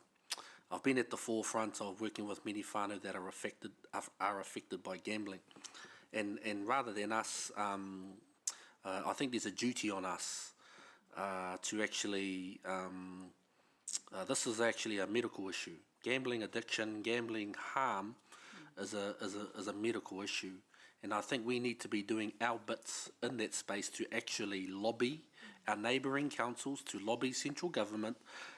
To replace the funds that are potentially lost with our grassroots clubs, sporting organisations, our NGOs, etc. And I think we'll get a lot more movement that way. Aspirational, absolutely, but I believe a radical approach such as the one that I've just shared is the approach that we need to take, because gambling harm goes deeper than just the person sitting in front of the machine going tap, tap, tap. It's much more systemic than what we might see with our own eyes. Kia ora. Thank you. I will come back to Councillor Donovan. Yeah. No, he hasn't really had a speech, has he? Well, I'll do right a report. I'll just go. with this one every time it comes up because of the real tension that exists between the benefit and well-being brought about by the community groups accessing funding and the need to reduce the actual harm of gambling, which, as my colleagues point out, is one form of harmful addiction in our community. And I do want to stamp out harm to the community.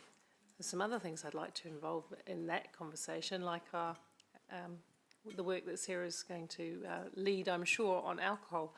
But it's a tricky one. The sinking lid has worked, but if we, and so for that reason, I'm probably going to go with the Louise amendment. Yep, and you're laughing because I've changed my mind, Ewan, but it's because when you listen to people and you listen to their debates, you have an open mind and you reflect.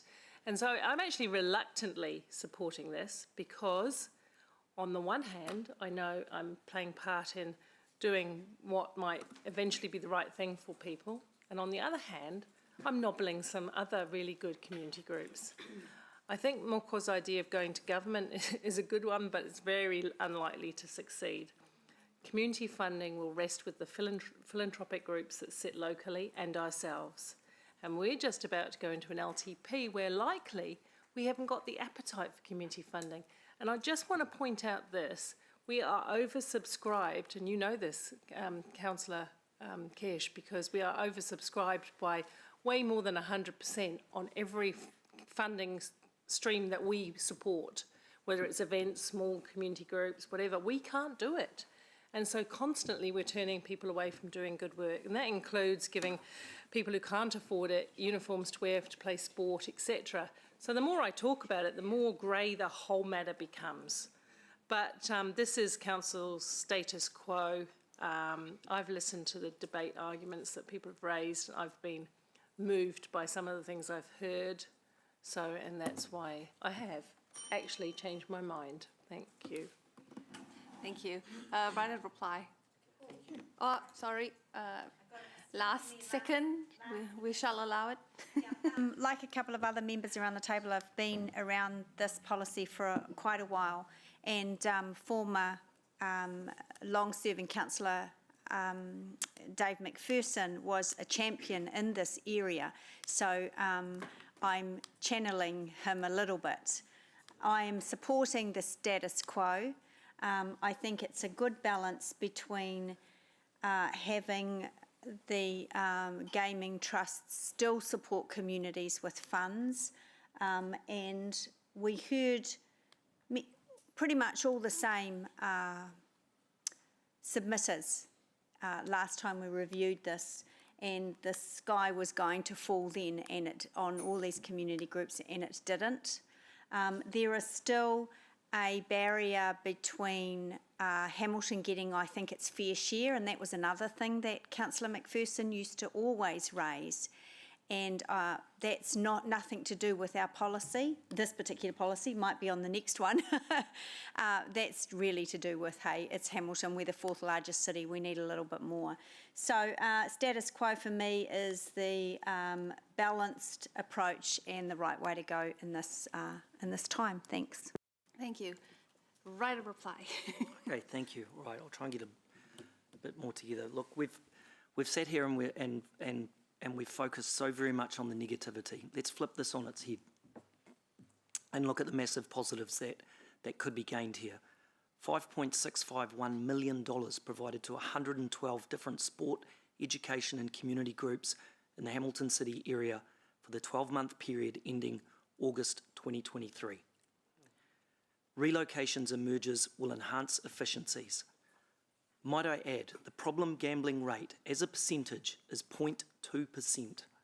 That means, if my maths is right, 99.98% of us don't have a gambling problem. Online gambling at Sky City doubled during COVID. The safest place to gamble, given requirements, is a Class 4 location because it's managed, it's observed. It is so well controlled that these people have the tools in place to help the so-called vulnerable or those that are exposed. The relocation will allow for movement out of the low socioeconomic areas, and council will still be able to decide a relocation if we relax the policy. Currently, relocation is incredibly restrictive. I'll go back to the online spend, even though I know it was sort of out of scope today. $3 billion, Class 4, 700 million. I'm going to throw something else in there. Smoking affects people through causing cancer. We're on this path to remove smoking cigarette consumption in New Zealand. What's happened? People have started vaping. Now there's 50 million vape shops around, not quite that many, but you know what I mean. They're everywhere. It's time to harvest what we can before it runs out. And might I also add, we're not here to play God, we are the council. Last thing, Tauranga, extra basketball courts and skate parks. That's community focused. That's where the money goes. Thank you. All right, we will vote on the amendment first, which is Hut Van Oosten. On the board, please.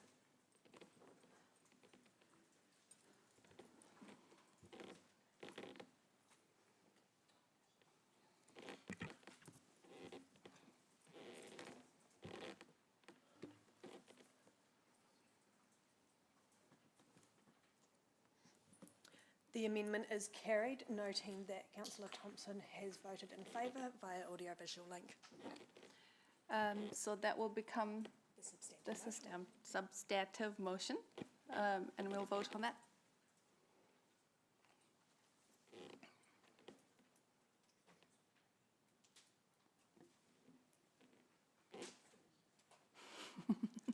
It is coming. Yeah.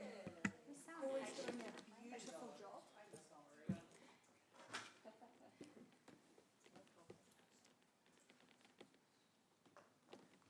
The amendment as the substantive motion is carried, noting again Councillor Thompson has voted in favour. Thank you. All right, and we will go to item 10, the Community Assistance Policy Review. Welcome, Sandra.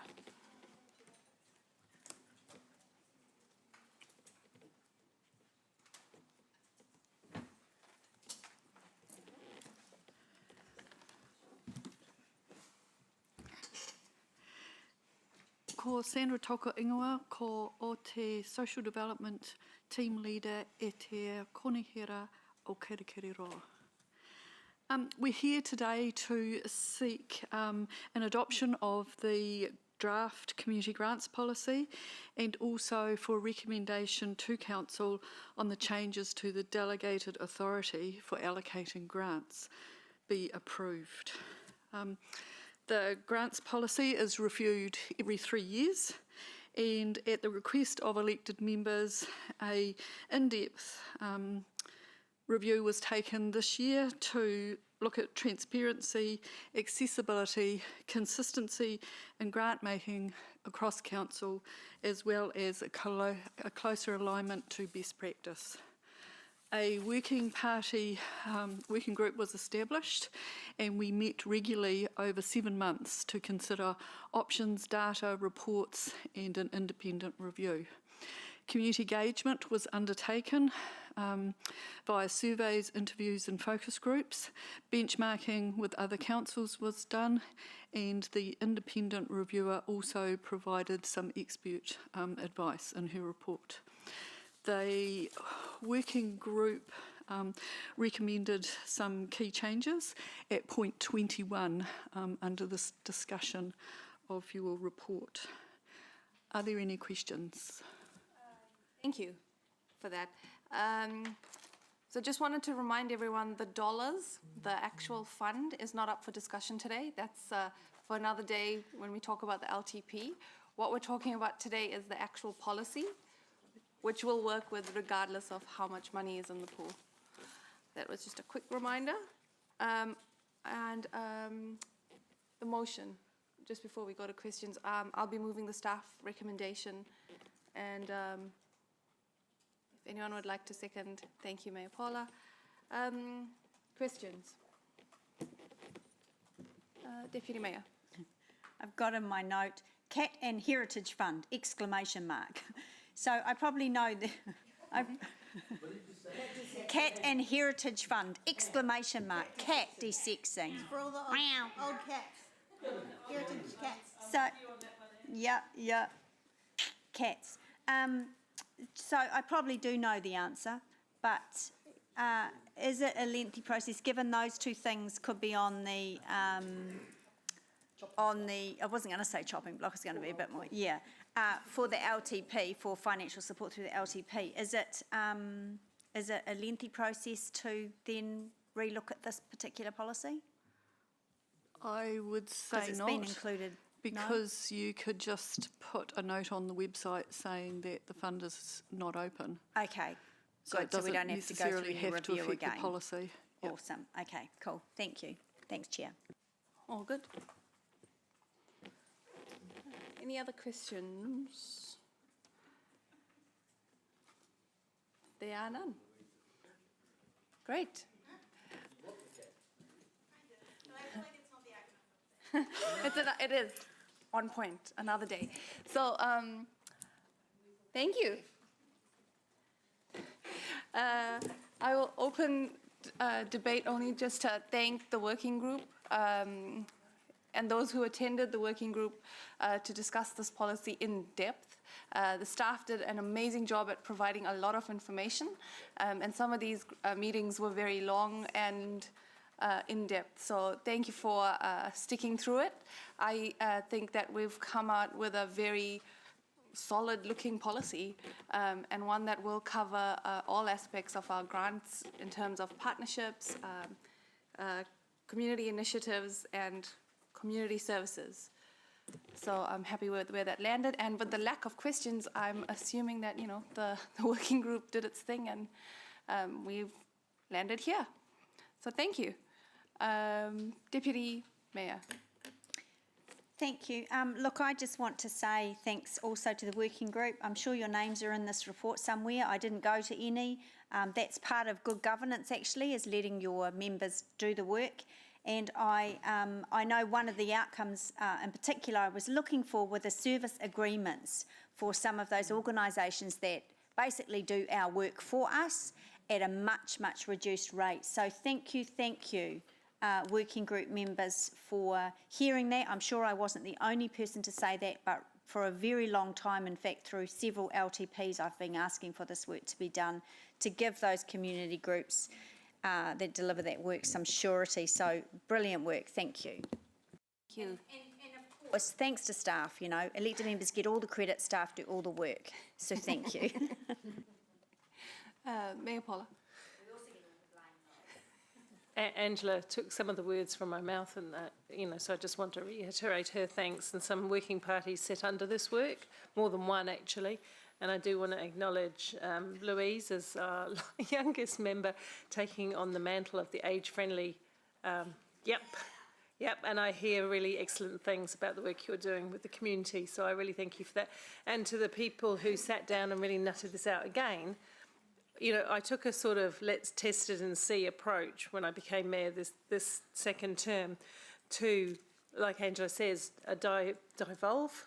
Is that the word? To give, devolve. Thank you. I knew there was something wrong with that. Devolve the work to groups of people who had time to really, and the passion to really delve into the details. So we have to rely on what they bring to us, or question it at the right time. And this is not the right time. So it's come to report time.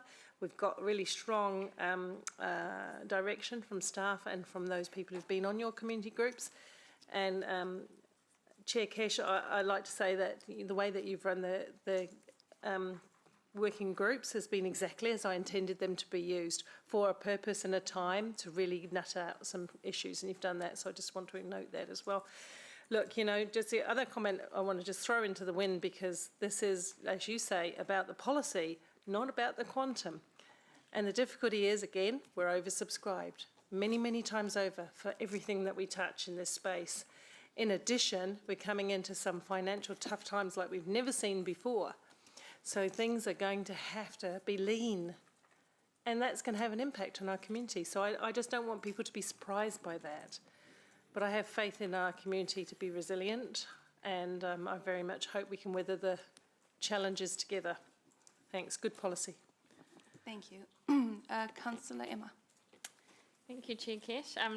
I'll just keep it short, but just wanted to mihi to the group for their work. And, you know, I know how much work is behind it. There was a complete external, what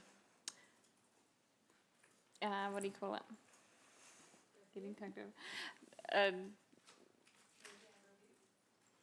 Yeah, no, who was the person who came in? Anyway, it was done independently and involved the community groups themselves, ensuring like full participation and really transparent feedback, and we really asked for that not so bright feedback as well. So thank you to Sandra and Gary and Rebecca and the staff for leading this work. They did fantastic, they did fantastic work, and really appreciate the outcomes that we're able to achieve because of it. Thank you. Thank you. I don't have anything to add, so we shall go to the vote on the board to give Corey some practice.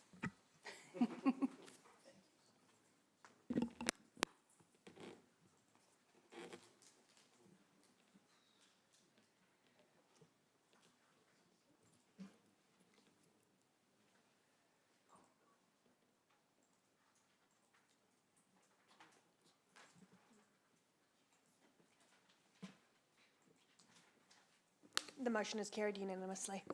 Thank you. Item 11, if I can welcome Narelle, please.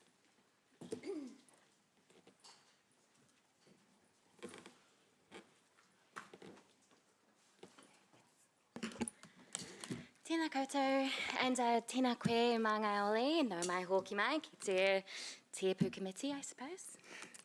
I'm Narelle, a Strategy and Policy Advisor, and I'm here with Sue Stanford, who's the Animal Education and Control Manager.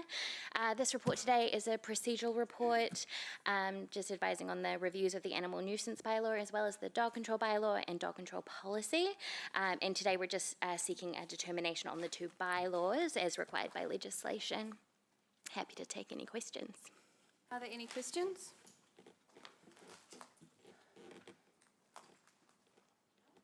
No. No, there are none. Thank you. Can I have a mover and a seconder? Thank you. And thank you. And we shall go to debate if there's any. Zero debate. Zero debate. Anyone else? None from me. No. So we shall go to the. Oh, yep. Oh.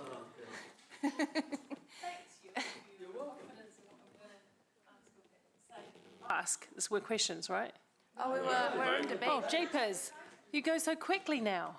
Well, I will just say something. Sure. In terms of animal nuisance bylaw, I see continuously, and it's not an indictment on the staff that run this area of our work, not at all. It's a growing area of work where there's more and more dogs, and unfortunately there are more and more dogs not under full control or exhibiting antisocial behaviour. And we see this every time we open up a Facebook Residents of Anywhere page, and you will see roaming dogs. Some of them are quite aggressive breeds.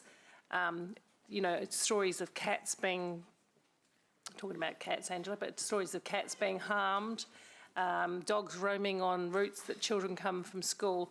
And I do want to just flag right here that we need to be tougher on this, and maybe not with the bylaw itself, but certainly with the penalties that apply. And that's one thing I would like to look at for the LTP. And that's all I was going to ask. But I was going to ask it in a way of a question, but I've said it now in a way of commentary. Thank you. Thank you. Councillor Wilson. Yes, in defence of the dogs, I have to say that the dogs aren't the problem. It's the humans that own the dog. And if I had any power in this chamber, I'd be making the humans accountable. It's not the dogs. The humans direct and develop the dog's behaviour. And so I admire our animal control officers and how they have to manage this, but it's the humans. And it's the humans. And it's the humans that don't obey the laws. The people who obey the laws register their dogs, they love their dogs, they dissect their dogs, they train the dogs, they feed the dogs. It's those individuals who choose not to abide by the law, who use their dogs as an instrument of their own poor behaviour that we should monitor. And if I had the choice, I'd neuter most of them. So that's my position. Hey, Deputy Mayor.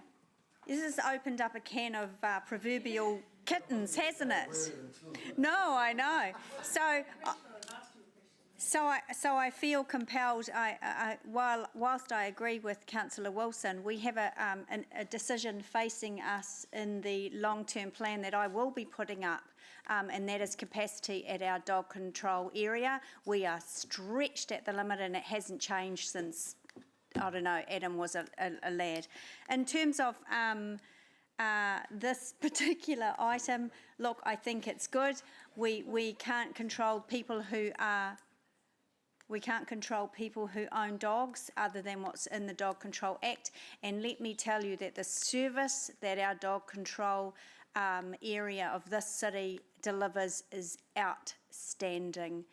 They go into dangerous situations all the time. So we need to support some extra funding for capacity so that we do get the dangerous dogs off the streets and housed appropriately. So I'll just plug that in since the Mayor opened up the way.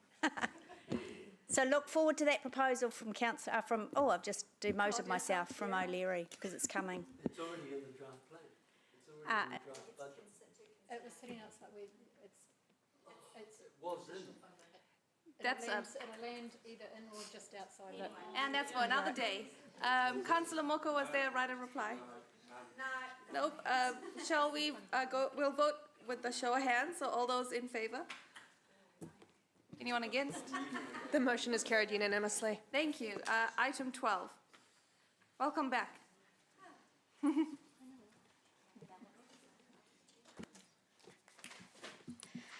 Okay, kia ora. So the purpose of this report, the Cultural and Recreational Facilities Bylaw Approval to Consult, is concerning the review of the Cultural and Recreational Facilities Bylaw. So the staff recommended option is to consult on a proposal to revoke the bylaw because the problem that the bylaw addresses can be managed through existing legislation and other management policies. And again, I'm happy to answer any questions. Thanks, Chair. Just one quick question. Can you just give me an example of what process is available to staff that they can do without a bylaw? So the process that they currently undertake are all Yeah, supported. like give me an example of something happening at one of our facilities that puts staff at risk. Just Yes, sorry. So a lot of the activities that they currently take are detailed in the Trespass Act. So they're able, if anything, Right. to the extreme, right, we can trespass people through the Trespass Act, and that's actually what we currently do. So that all remains. Yeah, okay, so it's mainly the trespass. Yeah, okay, I'm aware of that one. Thank you. Just a random question. Why was this bylaw set up in the first place? Yeah.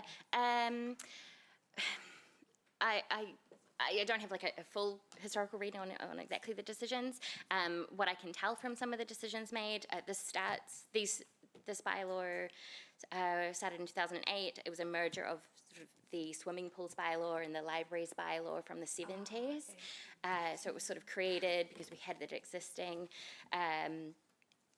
So it's sort of an outlier of that, and there was a perception, I think, in 2008 that bylaws were a way to sort of prevent sort of behaviour just by way of having them. Thank you. All right. Mover and a seconder? Thank you. Thank you. Any debate? Nope. Any comment? No. We shall go to the vote. Show of hands. All those in favour? Anyone against? The motion is carried unanimously.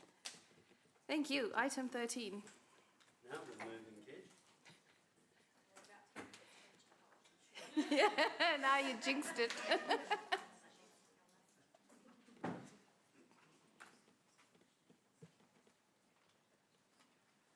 It's really hot in here. Anyone else? Yeah, maybe sure.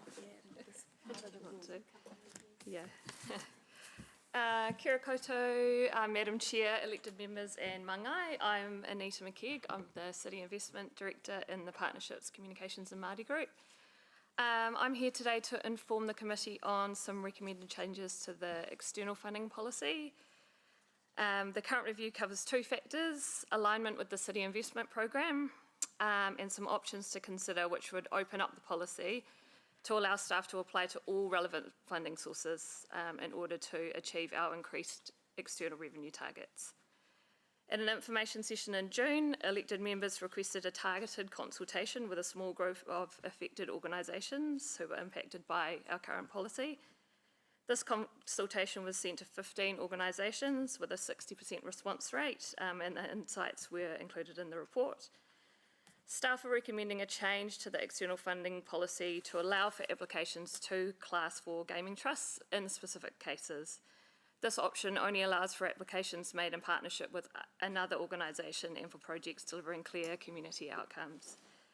Class 4 gambling trusts are legislated to give back at least 40% of their proceeds to the community, which in Hamilton City is around $5 million per year. The staff recommendation was chosen as it is believed that this will help ensure that this funding will go to projects that directly impact the wellbeing of our communities. Staff have forecast that of the $5 million of funding available, that around $500,000 per annum could be secured for sporting infrastructure and place-based development planned in the next LTP. So happy to answer any questions. Thank you. We have questions. Councillor Taylor. Thank you, Chair Kesh. Thank you for that. Can I just, so you're saying, was it about 500, it would enable us to access 500,000 in the LTP if we were with option 2? Yes, that's our estimate of what That's would the be estimate. available to. What if we went to council. option 3? How much, what more could we obtain? It would be similar.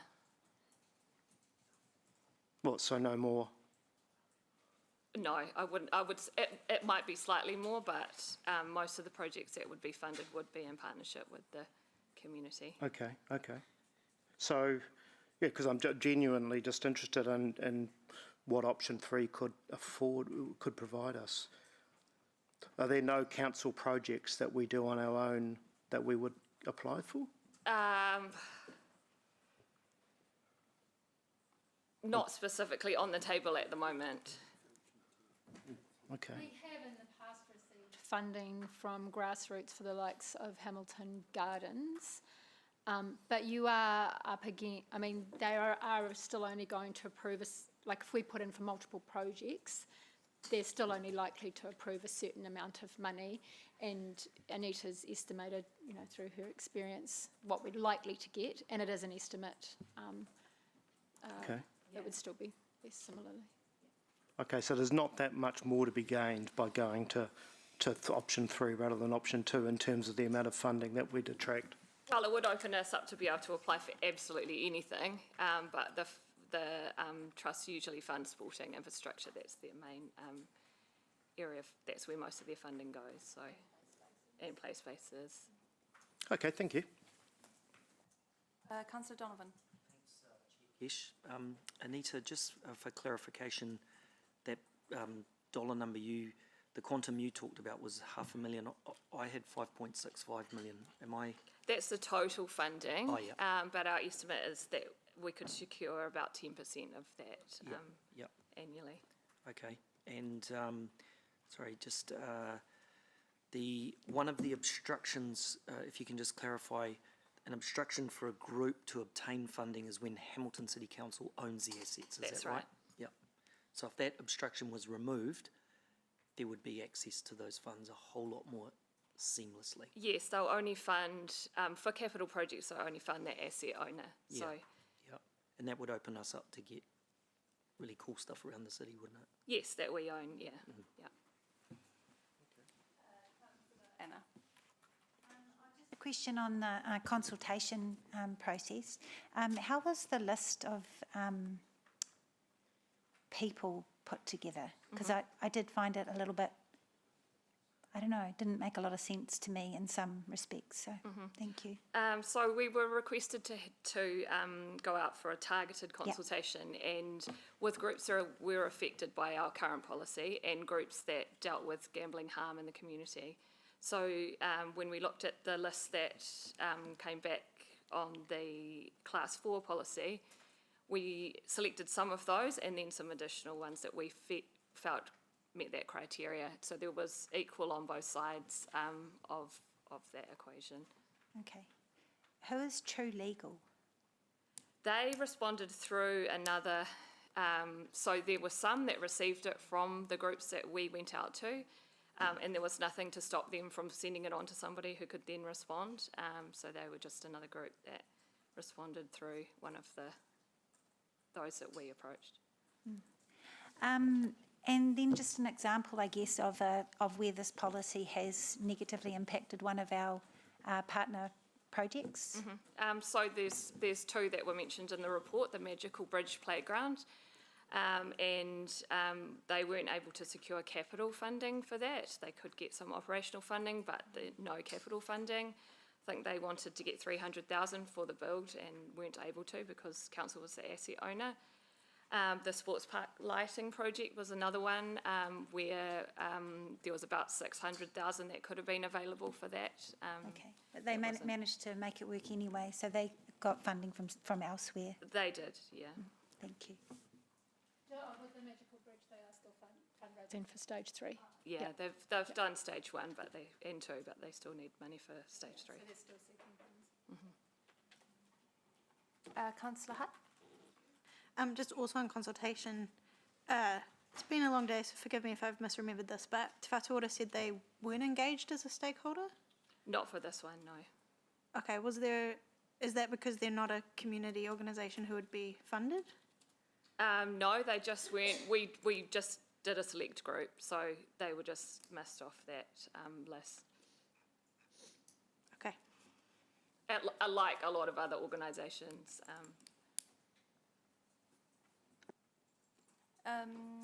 Mayor Southgate. Oh no, it's been.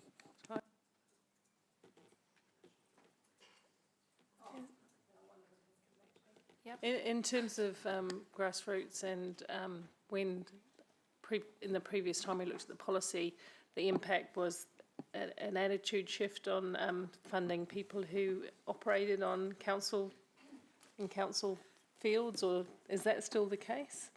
Or council, so we own the field. They're not going to put nets on a field that council owns if we're on the other hand hampering them. So the applicant for the funding needs to own the asset. So if the clubs don't own the asset, they can't apply for money to improve that asset under the current funding model. So that's how it exists at the moment, isn't it? Yeah.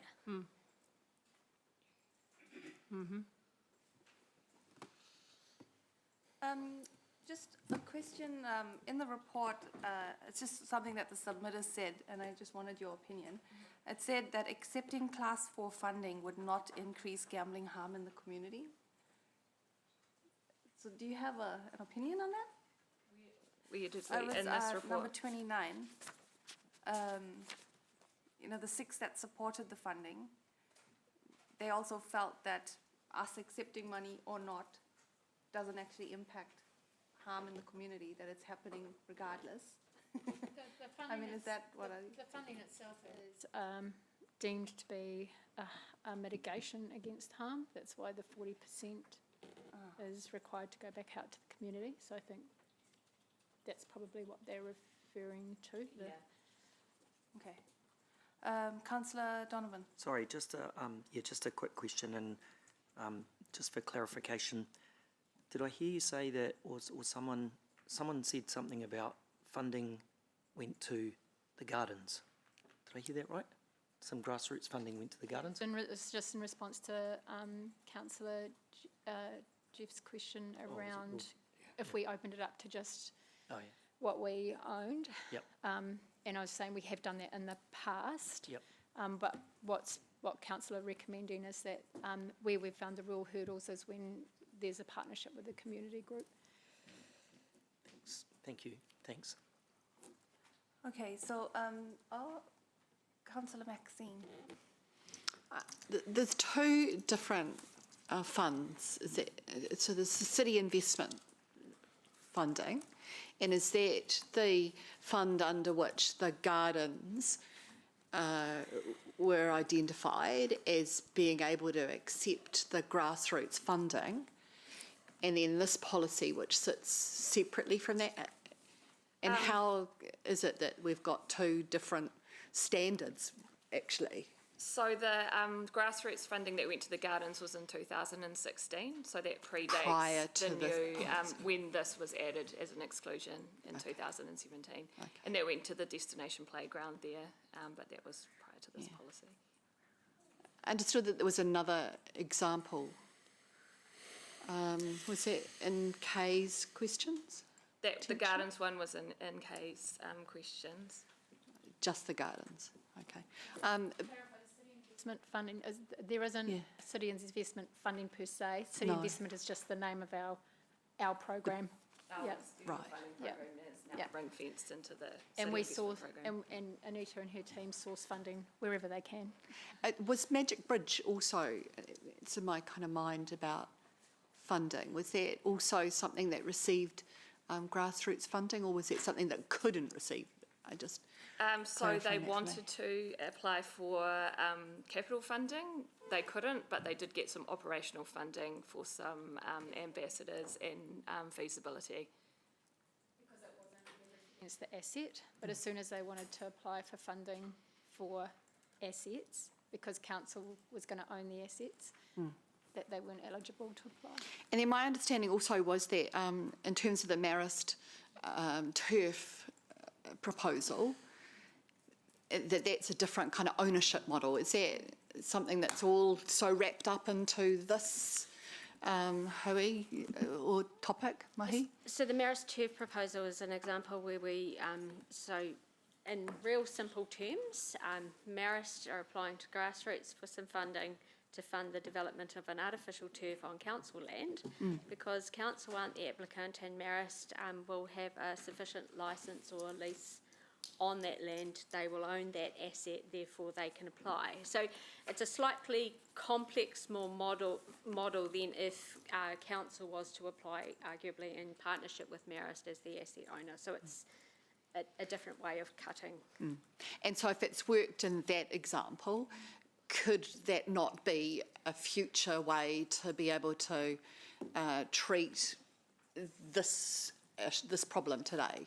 The challenge for the other turf proposals, as I understand them, is that they will be seeking funding from council. And so that's where council would then not be able to contribute capital funds. Any contributions to a project that's funded and owned by another entity would be OPEX funding. So again, it makes it slightly more complex, not impossible, but yeah. In terms of the ownership model, like how much community use, Marist will endeavour to get as much community use out of the asset as they can. But if they own the asset, it does restrict council's ability to widen that usage. In the case of the Magical Bridge playground, there is no way that, well, it's unlikely that a trust would have the means to continue to maintain and renew those assets to the standard required for a citywide playground of that nature.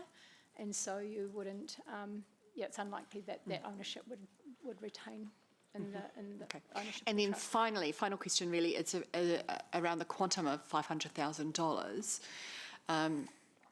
So I guess as council coming in as one of the applicants, how does that in any way disadvantage others who might be applying for that $5.6 million? In terms of our expectation around 10%, is that stopping others from having access to the benefit of those funds? I guess it could, but the fact that, again, they do prefer to fund the sporting infrastructure means that if council is the applicant, then it just makes it easier for those groups to receive that funding. So,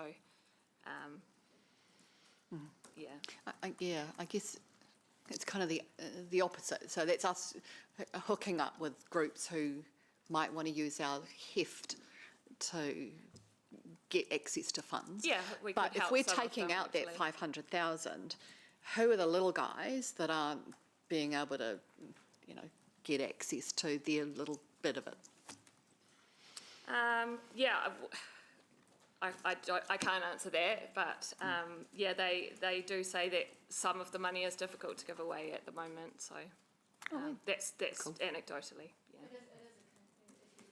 Contestable fund, so that dilemma will always exist, and that's why looking at, well, what is the community benefit, who's actually benefiting, how is it benefiting our community is important. At the moment, quite a significant amount of funds go outside of Hamilton into Tauranga and so we're kind of losing it to other cities. So that 40% harm mitigation is actually going outside of the community is one way to look at that. Thank you. Thanks, Chair. Thank you. Question, have we had any conversations with the likes of Grassroots? Do they actually have funds to Maxine's question?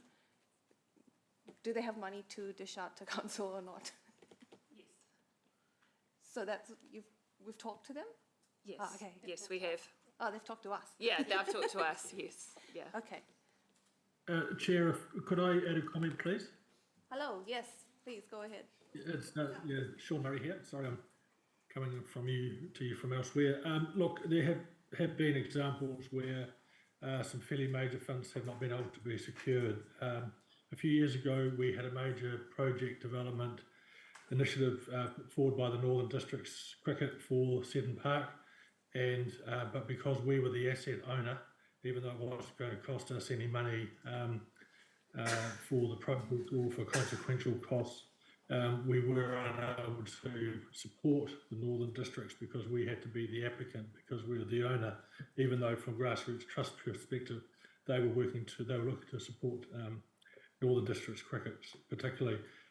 Should also notice, I'm not sure where the $500,000 comes from that people talk about, but the Grassroots Fund also has a significant fund where they might actually award 2 or 3 million in one hit for a specific project. And we do have examples where places like Stadia elsewhere in the region have actually benefited. So with FMG Stadium, for example, I can't seek funding for enhancements for visitor experience or anything like that. And I do know that they would be amenable to it if we were in a position to apply. So I'm not trying to advocate for one resolution or another, but just to make it clear, there is from time to time substantial one-off funding that's quite large that they do award. Thank you. Thank you. Were there any other questions? No, we've got, I have put forward a motion and there is an amendment as well, so that is up on the screen. Can everyone see it or do you need it sent out to you?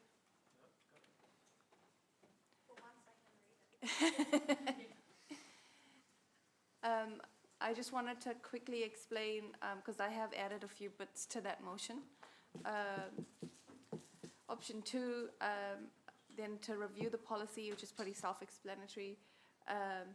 And that last point, I've talked to staff around how we can ensure an equity lens is applied. And they've assured me that it can happen with applications. Councillor Anna, did you want to add anything about the amendment at this stage? No? Okay. I have a question of the motion. Sure. And it's with regard to equity and community benefit lens. Can somebody explain to me what that is? Sure. I can try, but Helen might do a better job. It's taking into consideration when council does put forward an application, which area, it's meant to be for a citywide benefit, but are we looking at areas of, hate to say the words, but areas of high deprivation? How do they benefit from the funding, or do they not? So it's making it an equitable funding source. So for example, if we were seeking funding for a play space, shade, or components of a playground or something, that we'd prioritise some of those areas of higher deprivation for that funding. So the funding was going back, or we'd be looking at what is, with sport and rec, who's actually benefited. If it's a sport and rec project, who's actually benefiting from that? We heard Blair this morning talk about some of the programs that they're doing with youth, and so we'd take all of those things into consideration. Those applications, though, from my understanding of the process, comes back to the City Investment Group first. The Leadership Forum makes recommendations to this committee. So it does come back before an application is actually sent out. So we can choose to decline it. Any other questions? Nope. Nope. Okay. All right.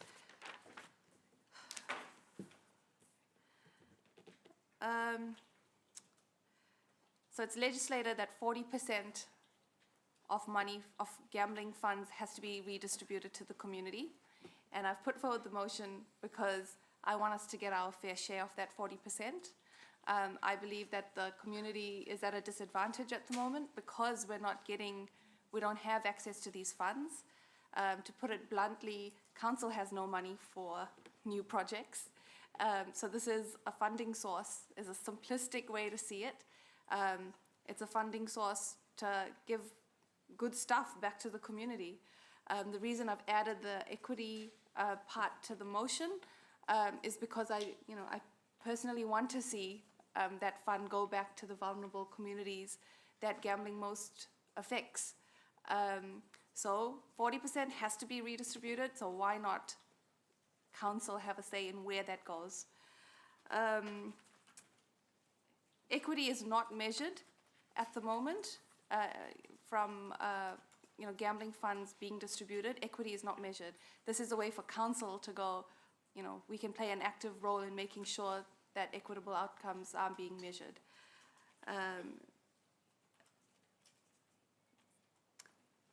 Yeah, apart from that, it's 500,000, more or less, that we don't have. And I see huge benefits going to the community from that funding. Councillor Anna, you are the mover of the amendment. Yep. So I'm just moving this amendment basically because I see we've approved the sinking lid going forward, and I see the current version of the external funding policy as consistent with that. 500,000 is a reasonable amount of money, but when you compare it to the sums of money that council is, looking at in the long-term plan, it's not huge. And I think about there are other ways, and we're talking about that during the long-term plan of bringing in more money. And obviously rating is part of that conversation.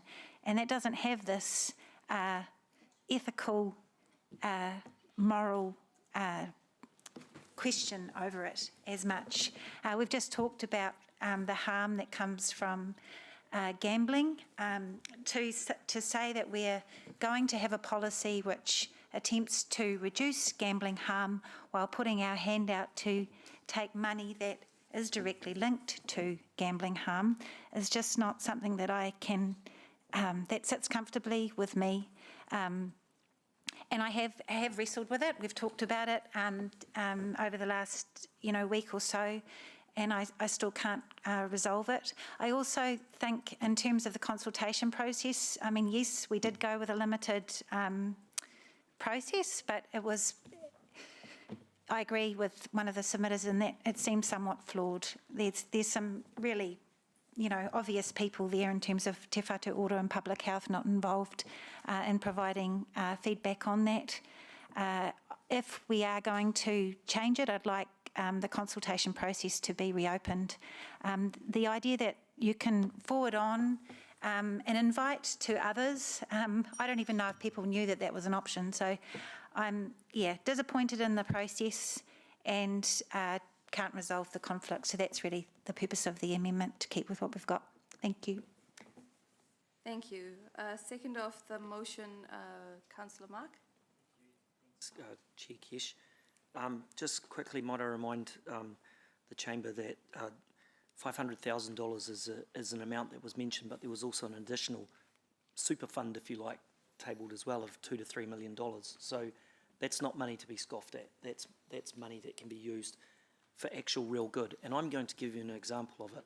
I know that some of that grassroots money is that comes into our community goes to people like coaches who are also adding value through their time and participation in getting kids into sport. So the money goes to good. If we were to take a moral and ethical approach to every single decision we made, then we probably wouldn't be wearing our lanyards, because who knows, they're probably made in some foreign land and potentially in a sweatshop. But are they? Well, I don't know, but I still wear one. So that argument I get, but I don't accept. 40% of the proceeds are going back to the community. I've already, may as well cut and paste the last debate.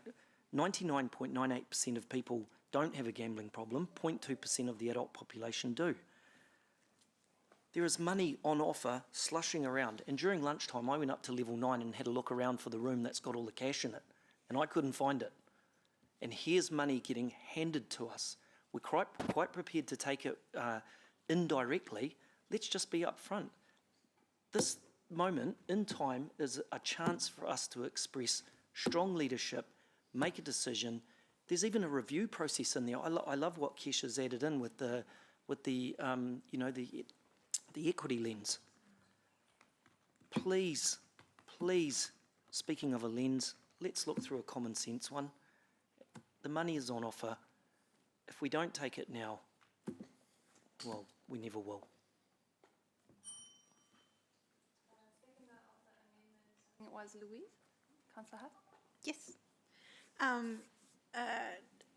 Found it a little bit ironic, Councillor Donovan's request that this could show leadership, if only because in the report, option 1 in the advantages lists maintaining council's recognised leadership through limiting funding sourced through gambling. And I'm not going to repeat my debate from the earlier item, but I will reiterate that it is a political choice to not increase our funding pools. We have more equitable ways of raising and distributing money. Gambling harm is not equitable. And I personally feel it's unethical for council to take inequitably from the highest deprivation areas in the city, from a method that we know causes undue ripples of harm, to fund our infrastructure. And it creates, in my opinion, a moral conflict of interest when we also set the Class 4 gambling policy. You can probably see it on my face that I was quite disappointed when it was a targeted consultation, but other people who were not directly invited participated, but Te Whatu Ora, our National Public Health Service, was not consulted. So I'm usually always on the side of our staff and you know, always championing our staff recommendations, but I don't feel like I can do that today. And I feel that, you know, having taken a strong stance on the earlier item, that this is morally linked. Thank you. Councillor Taylor. Thanks. So I support the chair in this motion. I think it's kind of taking our preoccupation with gaming machines just a little bit too far to turn our noses up at this free money. We take money from gambling now. We seem to have no such qualms applying for and accepting lottery grants. Where do you think that money comes from? Every dollar that we aren't able to apply for from gaming trusts is money that we're going to have to find from somewhere else. You've heard examples today. We've talked about the 500K. Sean has also given examples of $2 or $3 million worth that we missed out on that went out of the region because of this stance. We're coming up to the LTP massively, massively oversubscribed, massively, massively in debt. And groups are going to miss out because of this decision if we do this today. Groups that need our money, that need our help, are going to miss out because we're turning up our nose at this money. Please support Kesh and what she's trying to do. Thank you. Thank you. Were there any other speakers? No. Yeah, I just thank you for those who have shared your thoughts. Sporting infrastructure is expensive. We all know that. We've seen the dollars attached to it.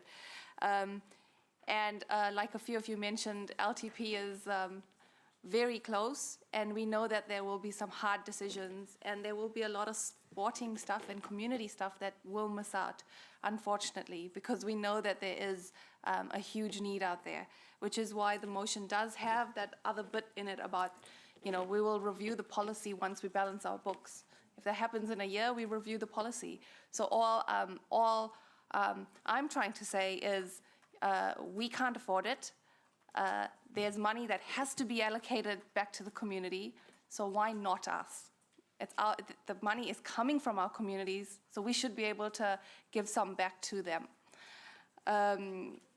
The safeguard is that, yes, the applications will be considered by the Leadership Forum.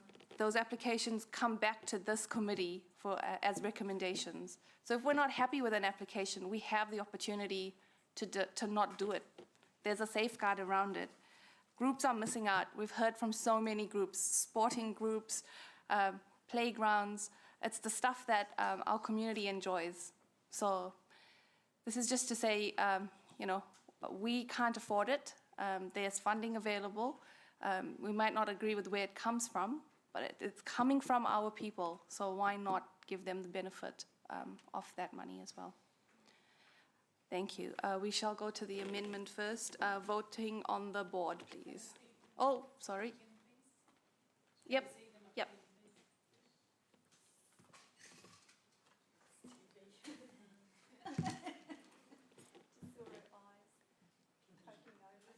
Cool, so we're voting on the amendment first?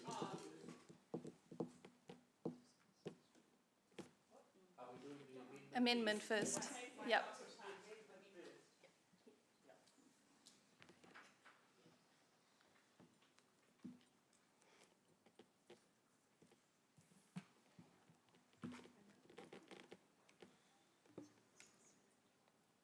The amendment is lost, noting that Councillor Thompson has voted in favour via audiovisual link. Oh, I thought she did the wrong vote. Yep. So we'll go to the motion.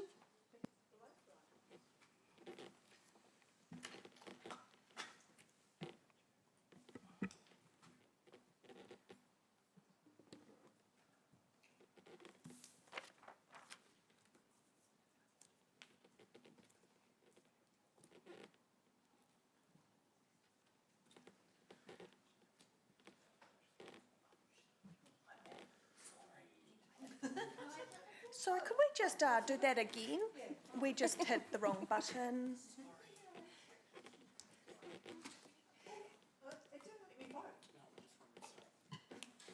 It just takes a long time for it to pick up to where we are. One more time. Oh, sorry. For the motion, yep. Mindfulness, that's it. Just Mayor Southgate to vote.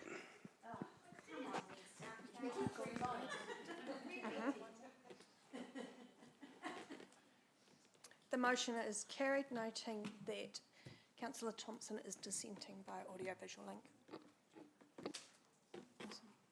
Thank you, everyone. Look, we're going to try getting through another item because we know 3:30 strategic risk meeting needs to happen. So my intention is to go through the next item and then see how we go for time, hopefully have a break before the strategic risk, if we can. So item 14.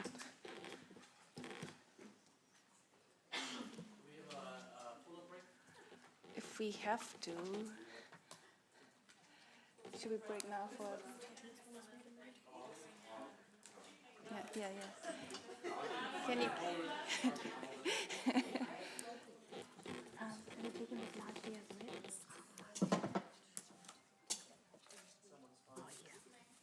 Can I do my intro? Yeah. No, it's not.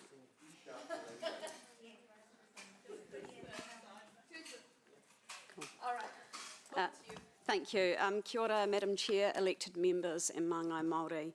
Ko Philippa Toku Ingoa, I'm the Community and Social Development Manager, and with me today is Jovia Bellanosa, Council's Ethnic Advisor, and Michelle Rivers, Council's Disability and Older Persons Advisor.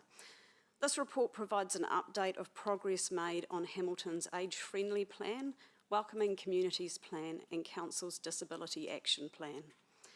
Our advisors, alongside other council teams and external partners, have worked hard to progress a number of key actions over the past 12 months. A highlight of the year has been the development and strengthening of relationships with groups that have previously been less engaged with council, specifically in the disability and older persons sector. Mana Whenua maintain a high level of involvement with our welcoming program, and their support in working to create a community that is welcoming to all people has seen opportunities for our ethnic sector to engage with tangata whenua. Another highlight is the inclusion of accessibility audits for our parks and open spaces. This allowed us to assess 3 different parks over the past 12 months, with recommendations from the report enabling council to incorporate changes into planned upgrades. I'd like to thank elected members for your ongoing support and commitment to the community sectors represented in this report. We'd now welcome any questions. Thank you. And before we open up for any questions, I just wanted to invite Councillor Hutt, if you had any comment. I know that you're our rep on a couple of these. Would you like to add anything?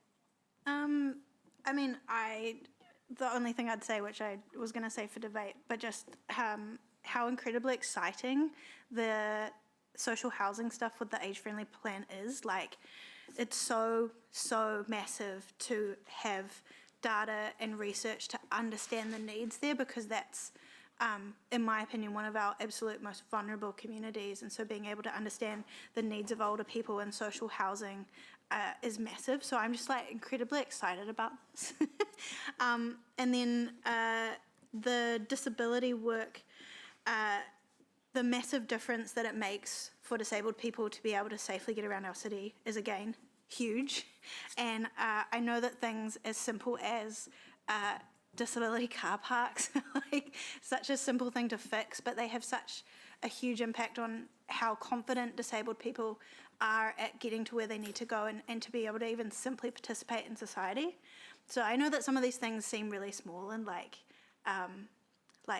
adding a new disabled car park is not that hard, but I mean, the impact it has on the community means so much. So there's lots of other things that I could read from the report, but yeah, I really just want to say, like, thank you guys for the work, and especially for the accessibility stuff, the design toolkit as well. I'm just really excited about everything. Thank you. Are there any questions? Yes, Councillor Sarah.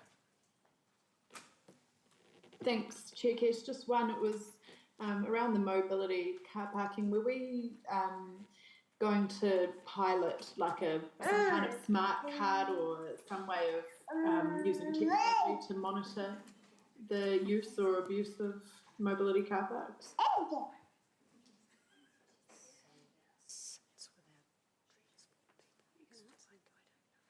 That is a piece that our transport team are looking into, and we can definitely follow up on that further for you, Councillor Thompson. Thank you. Councillor Moko? Yeah, thank you for this. Just wanting to know what type of support did we provide to Awa Awa Kaumātua Charitable Trust and to Te Runanga o Kirikiri Roa?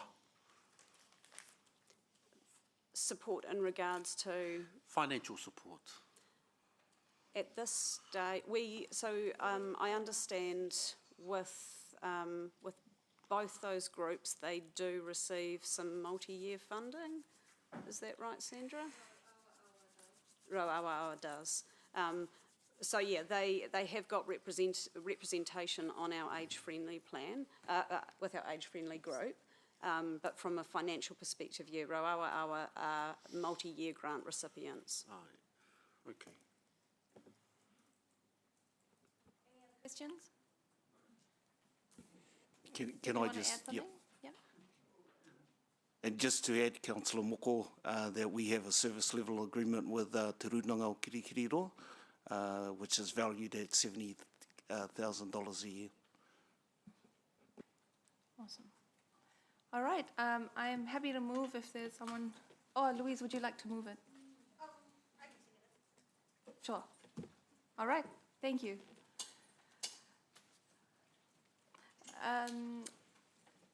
I just want to say thank you. Thank you to the team, great reports. And it's also really good to see how much of progress is being made when we give these areas specific attention in terms of, you know, our seniors, our multi-ethnic groups, and then our disability groups. So yeah, it's really good that we're keeping a close eye on the detail.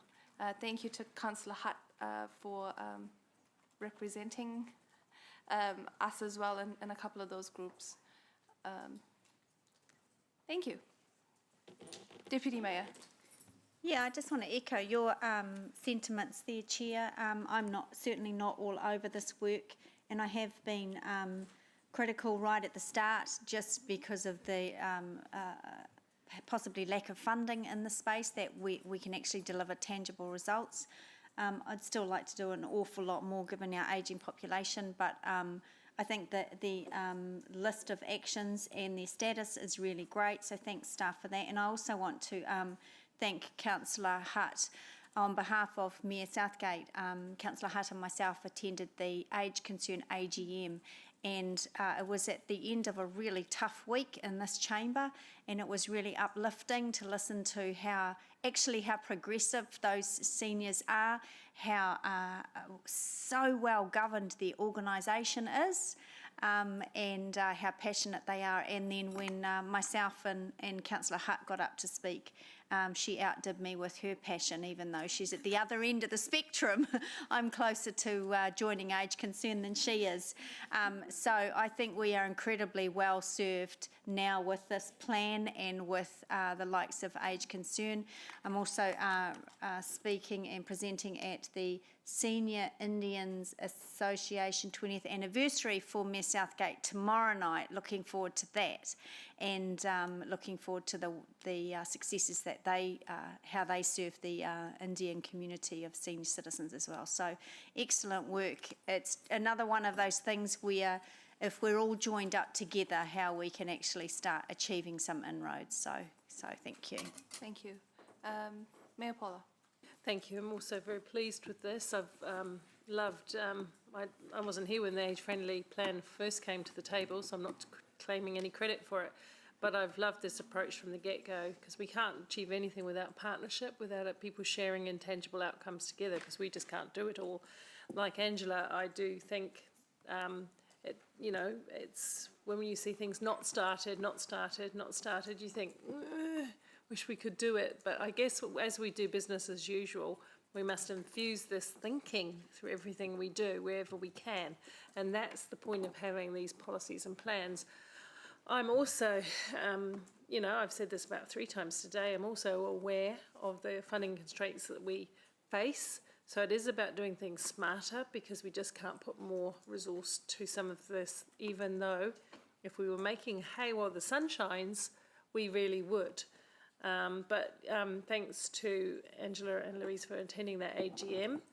I always find being with our senior citizens very uplifting. But also thanks again to Louise, because she pointed out to me when I asked if she would like to do age concern, instead of saying, oh, goodness me, you've chosen the youngest, but she said, I am the youngest and I'd love to do it. So I think that's really important to work across all parts of the community. I beat Angela in my progress towards becoming a member of Age Concern, I think, by a bit. But look, we actually have to realise that we have 2 bubbles in our population, the youth and the ageing community, and then there's a whole bunch of middle-aged people in between who are relying on the well-being of youth and our senior citizens to make our community thrive. So we just always should give a nod to Peggy and her team, because Peggy's inspiration in the beginning, but then she got a really good team around her, and I know she hasn't been doing much hands-on lately, but other people have, and their time is all voluntary. So thank you to them. Can talk twice, because I can. I was at an event last week called Elder Voices, which was about a piece of research done on the older people within the Rainbow and Takatapui community, and it was a real honour to even be asked to speak there, because it was all about elder voices, and I felt like I was an imposter, being like, I'm not an older person, but you guys have asked me to speak. So that experience, though, made me reflect actually on how often it is really a gift to be a young person supporting our elder people, because so much of true community is about not having segregated demographics and actually having, young people who have strong connections to their elders, and, to take the Rainbow and Takatapui community, having elders is a gift. And so I am really grateful for these portfolios and for this work. So thanks, Me Paula, for offering them. And, as a disabled person, I know that it has been quite reassuring to some people in the community for having a disabled person hold this portfolio. And I think there's a lot of systemic hurt that comes from the disabled community and their interactions previously with organisations and institutions and government.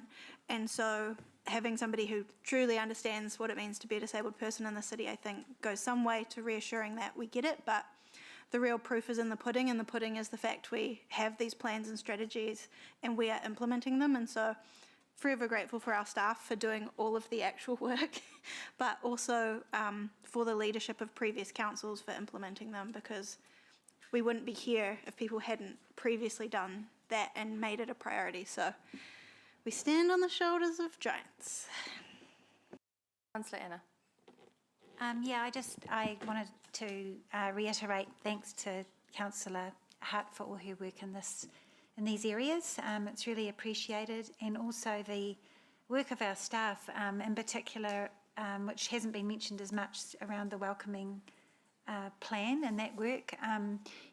We get invited to a lot of events in the community, and it amazes me how many times I see Jovi out in the community, always there on a weekend, no matter what day it is, what time she's there. And I just think it's incredible commitment that our staff show to these plans. And I'm also really pleased to see this being highlighted now as we go into our 10-year plan discussions, because, as Councillor Hart reminds me, we've got to be strategy led and I guess plan led in our discussions and what we do, and remembering that we have these plans and action plans and strategies that we've committed to and to consider in our funding decisions is really important. But yeah, just really wanted to thank the staff for their work.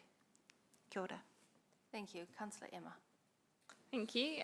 Yeah, I also want to acknowledge the value that these age-friendly and disability policy brings to our community. But I particularly want to acknowledge Jovi and the work that she's done, as Councillor Anna has pointed out as well, and the welcoming plan.